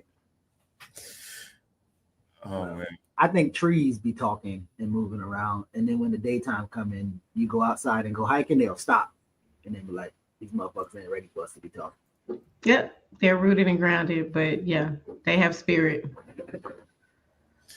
Did we have any other takeaways from this piece? If not, Joy, you are free to join us for some news, some breakdown. I really liked the part when he was talking about like being a visionary and like how it's connected to his spiritual gift and other stuff. And I know Julia can connect with this too because like we, are very she a PK. I'm not, but Joy's a PK, so she all into the God shit. And I definitely believe that like that's a spiritual gift, like being able to see things. And I for sure have said before that I feel like my spiritual gift is similar. Like I'll see things and like I'll dream about them before they happen. And then like it can be years later. They don't happen immediately, but I'll like be like, oh, this was like deja vu. And I really resonated with that because I've heard other people say that too who are organizers, like that who are organizers and abolitionists, like they will dream about stuff. And I also think it's a part of the practice of abolition and like the practice of like the hope that we want to see in organizing, that you honestly can also manifest some of those things. Like I'm dreaming about what I think could happen or what's possibly going to happen. And it might not happen immediately, but eventually it does happen. So that part really resonated with me too, because I had never heard that about Matt Turner. I had heard that he was very like gifted, but I hadn't heard to think about the dreams and stuff. Yeah, Amber, you've been through several journeys here before. You are highly evolved. I believe a lot of people that their spirit and their soul wrestles when it comes to others. They are highly evolved and they are connected to spirit and source and God, something that's bigger than them. Because you have some people that's just existing. Some people don't know about no Tremane Wood, Nat Turner. Like literally, people do not know that. They may know about Martin Luther King and Malcolm X, but you have some people that are completely fine with just existing and walking about this earth, and not being able to connect to another soul, let alone movements. So I believe movement people are highly evolved and connected to something, and I believe that they've had several passageways through this earth to try to make the world a better place and our lives a better place. So this is just, our journeys that we're on. Look at that preacher kid preaching. Preach. The spirit of movement. Yeah, the gosh. Y'all know what I meant. Hell. Hey, but if you're not a PK, you're a CK. All y'all church turn, so don't act like that. So, Laurick, I don't know if you're about to go to this, but I like I said, the class analysis that Nat Turner gave, and then the class suicide, right? So preachers, some argue, was the first black middle class folks, and for them to drop that and be like, nah, we getting busy is one thing. And then when I was reading, I was thinking like, sometimes it's really hard to like imagine enslavement and realize that most of these white motherfuckers didn't actually have slaves. Like there was a white elite that actually had it. So when he talked about he skipped the houses that was no threat, it was kind of like, and then also like the preachers telling him stuff as a little kid, and there were white folks. Even his master was like you don't seem fit for a slave. Like you're too intelligent for this particular thing. And so you can see the thing brewing in him. And I always wonder if it's like the thing that was in you that allow you to use your religious indoctrination or whatever you want to call it to move a thing, or is the thing itself? Like what comes first? Because it's not denied that his grandmama, his mama, granddaddy, the person who was capturing and owned him, the next door neighbors. There were a lot of people kind of pouring into Baby Nat in a way that like ignited something. So rather he would have been a Christian, a Muslim, a Hindu, whatever he was, like the energy of the spirit, as Joy was talking about, that was in him. And so I'm always curious how less of about a epistemological argument of how you value truth and where you think it comes from, and more of an ontological argument. Like, what is the thing that he did, right? It's a lot of big words. I know, but one of them is just more so of like, what is measurable? Ontology is what is measurable, unverifiable fact. This book is going to drop because that's gravity. I don't give a fuck about where gravity came from and who sanctioned gravity, but that's the thing that we can't really argue about. And what we can't argue, say that again. Drop it so we can make sure. What we can't argue about is whatever he believed allowed him to kill European people who were harming African people and advance the struggle and actually concluded into people being free. Because at this point, even with Denmark Vesey, when they caught Denmark Vesey, the white face said, there's outside agitators. There's no way y'all thought about this on your own. Like, who's your leader? It's me, bitch. No. Denmark Vesey says Dessalines. So, and they were like, who? At the time, they were like, who? What? They didn't know. Like, but that's the spirit that's connected to IED as well. So it's like, I just think that conversation is interesting, and I would like for people to focus more on, again, the concrete things that you can talk about and stop like disassociating yourself with a movement because you uncomfortable and you still church hurt. Yeah. Church hurt, but movement hurt is also real too. That's a fact. So we have to talk about that. Anytime we are gathering with one another and we are in a community with one another, that can also be very real. Because there is some post-traumatic stress from slavery. There's some intergenerational things that we need to break. But that's a whole nother episode. I just wanted to thank you, Amber, and Geechee, and meeting you, Laurick, for inviting me on this show. My parents are here. So as we are having this conversation, Pastor Thorne and Evangelist Thorne are in the next room. So they are in Atlanta. And you know how all Black people are. They're like, I want to go to Tyler Perry Studios. I'm like, we have to actually plan for that, Mom and Dad. So I definitely thank y'all. This has been a very rich conversation. This was my morning coffee. So always bring me back if you guys need me. Absolutely. We will. Your parents are so funny, bro. They are such black pastor parents. And they love you. Oh, I love you too. Bye, guys. Thank you. All right. Go ahead. Appreciate you. Appreciate it. What was I gonna say? When you said something about in you, I was like, yeah, it's not on you, it's in you. I forgot who said that, but I always think about that when you be talking about stuff like this. I was thinking about the connection between Black Moses or Harriet Tubman and Nat Turner in this situation as well, because Harriet Tubman was another person who took her Christian faith and interpreted it for liberation, felt called to lead her people, that kind of thing. I do believe that we need something that's a sense of purpose that we can recognize exists beyond us, whether we think there's a scientific reason why that is or a spiritual reason or whatnot. And I think it's both. I think it's a mixture. Yeah, and as maybe on this channel, I'm not a spiritual person, so I don't. Oh, are you an atheist too? I am, yes. Absolutely. But I think what Joy just did there, which helped what I said and evolve it, that merge both of them. The church hurt people and the movement hurt people.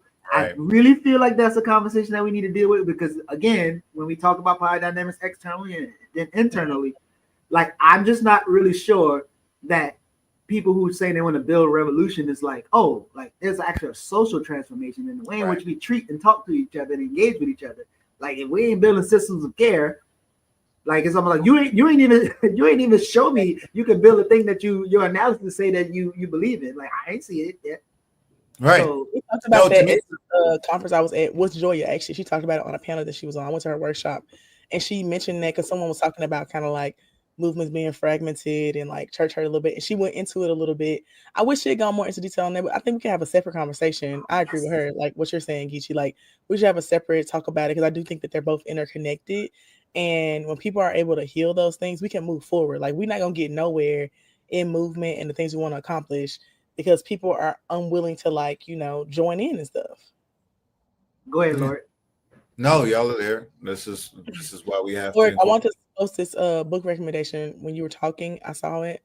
Someone said that a book recommendation that comes to mind is Walking the Way of Harriet, Awakening from the Underground, The Spirit of Harriet Tubman. Thank you. And I would much rather anyone read that, watch that movie. So please check it out. Respect the ancestor. And there's another one, right? Fire on the Mountain. So Fire on the historical fiction. It's a novel, but it's a novel merging John Brown and Harriet Tubman, which that and Sky Full of Elephants.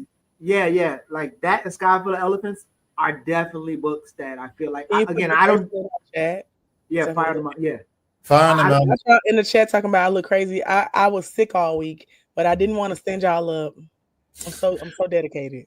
Fire on the Mountain is the book Geechee's referring. It's historical fiction where John Brown and Harriet Tubman, who were actually supposed to link, actually end up meeting, having a successful slave revolt throughout the Black Belt South. And then the Black Belt South gains independence and joins with the Haitian people who have been freed through the revolution.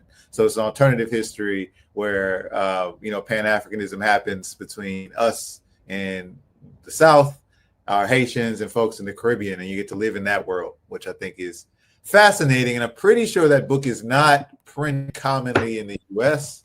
I have to check on that, but I don't think it's something you get access to easily here. If I remember the last time I tried to buy it. The other thing I would say, I think it's about interpretation, right? Afro-Christianity is a distinct strain of Christianity. So the verses we cite, the way we practice, the people, the figures we're drawn to in the book look different. I know that Nat Turner is saying that he interprets his Christianity as inspiring him toward revolution, like as the thing stated. And there are other people who would maybe read the story of like Potiphar's house and talk about being a good slave and working and having faith. And then one day your master recognizes your talents and frees you. And to your point, Geechee, about the class analysis, Nat Turner had that option. So everyone, since he was a child, is like, Nat, you're too smart, right? You're too smart to be a slave. Even white people told him that. So he could read that same Bible, read the story of Joseph and Potiphar, and come away with, well, I'm the special slave. I'm smarter. I was chosen by God. I'm a good man. He could have done that, right? He had that pathway available to him. And instead, he talks about having a dream with his ancestors fighting and working for freedom. So he makes that kind of class suicide in a way, lights up that path of being a good slave, maybe even being able to buy his freedom, become a pastor, talking about Geechee, have a good middle-class life or whatever, slaves' middle-class life was. And he says, no, this is not the Bible I believe in. So always interesting to see that happen. Go ahead. So all of my little time studying the Bible, teaching the Bible, and I think I talked about this a couple of times. I remember facilitating the Bible study, and in the Bible study there were atheists, Hebrew Israelite, Christian, Muslim, there's a bunch of people, and my objective was to like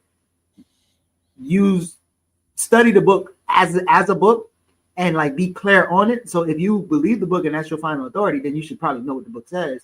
If you don't fuck with it, you shouldn't misquote something and be like, I don't believe it because of this thing. And it's to like strengthen whatever you believe. So I wasn't trying to sway people anyway. And I remember the sister was like, well, I don't fuck the Bible because it condones rape. And I was like, wait, when? What verse were you talking about? And they couldn't tell me the verse, but I knew what they was talking about. There was like two different verses. One verse said, literally, if a man rapes a woman, the men in that village take them to the middle of the place and they stone them to death. Yes. And I was like, you talking about that? Because that's not that. Now, there's other verses that I can take you that's very problematic that you could, but just don't make up something. And then the other one was the verse that they was thinking about is like, if a man deflowereth the woman, and again, this is old ass language. If deflower, they owe the father something double. And so they was merging those two verses and saying like, oh, if you rape the woman, all you gotta do is just pay the dad and you'll be all right. But again, contextual, and you can go into the patriarchal argument then. But what it was actually saying was like, yo, if you sleep with this woman before you have proved and shown to the parents and the family that you can actually take care of them,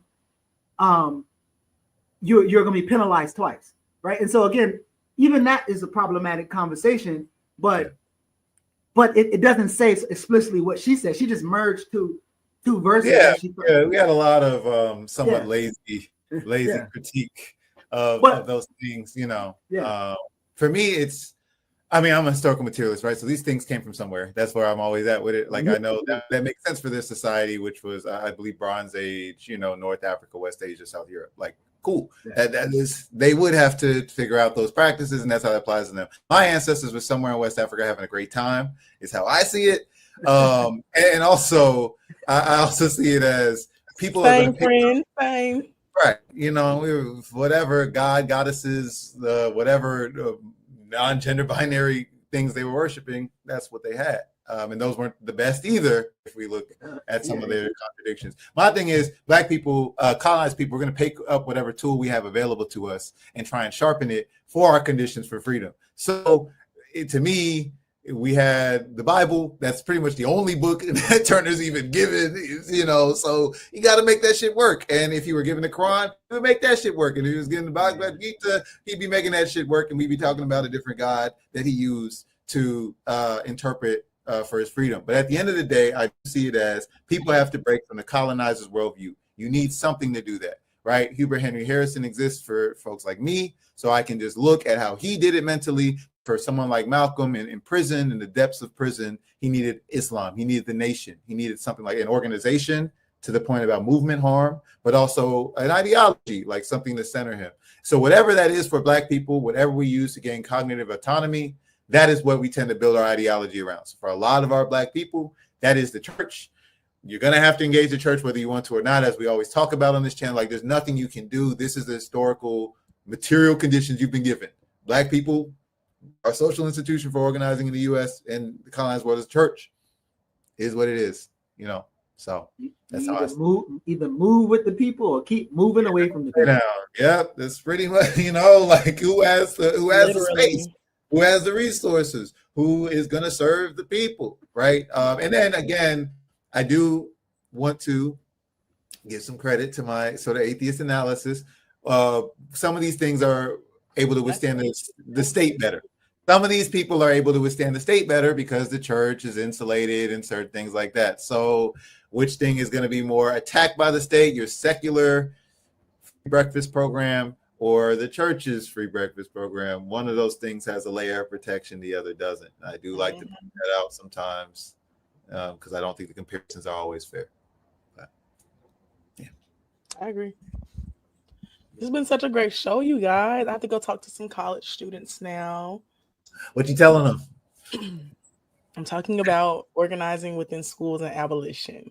Ooh. It's a class about, hold on, I'll pull up the little description because, child, you know me, I don't be paying no fucking.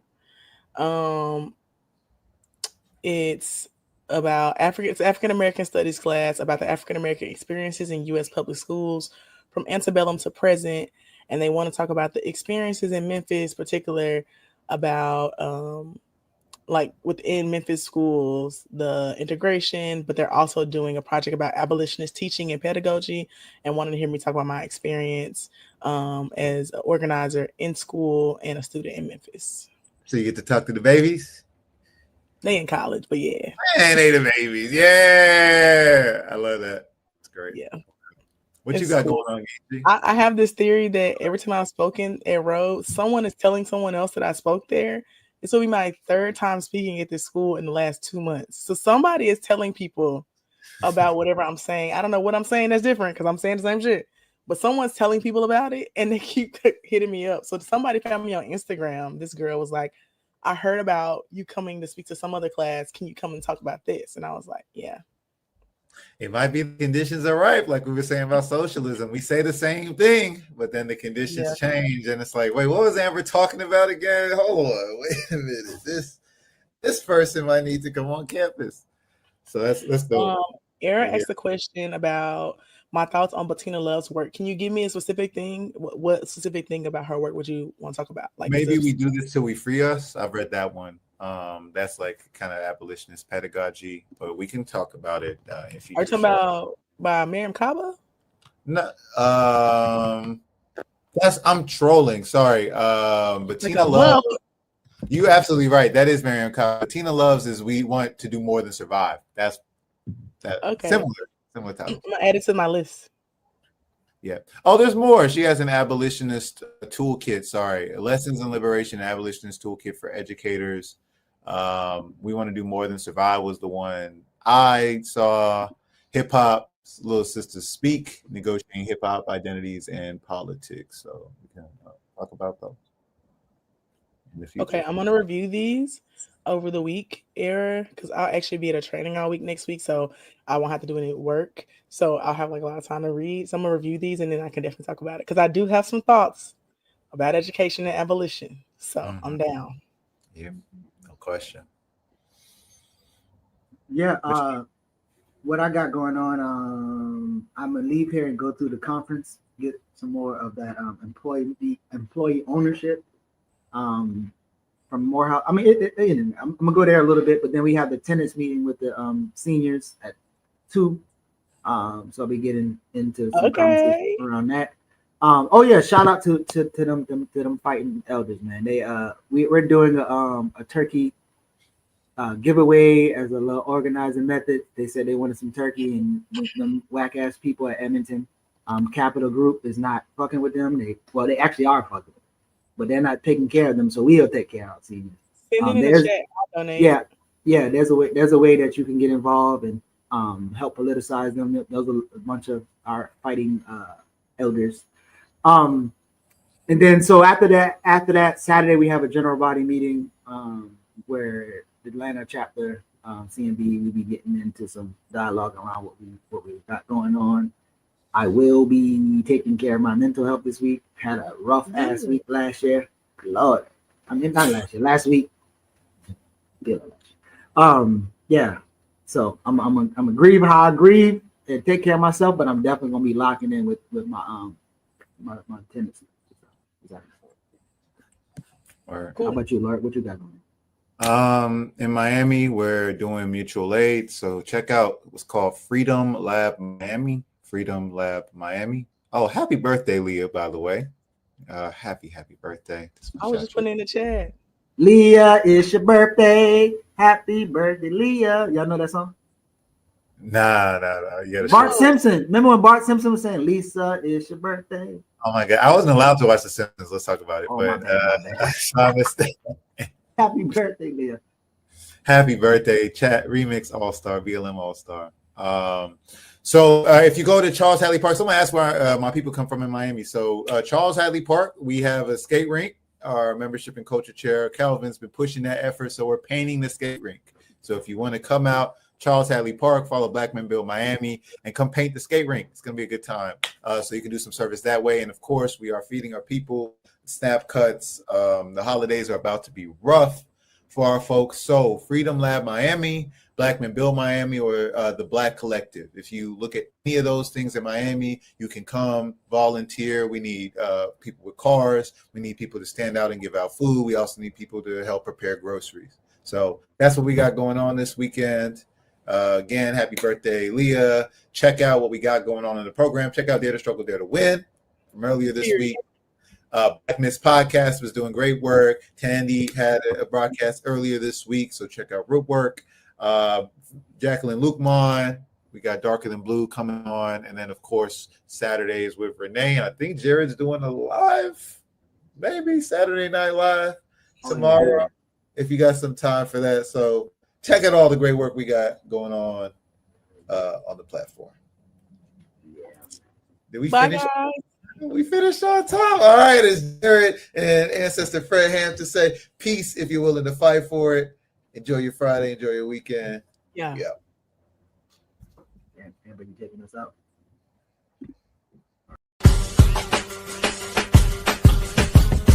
Remix.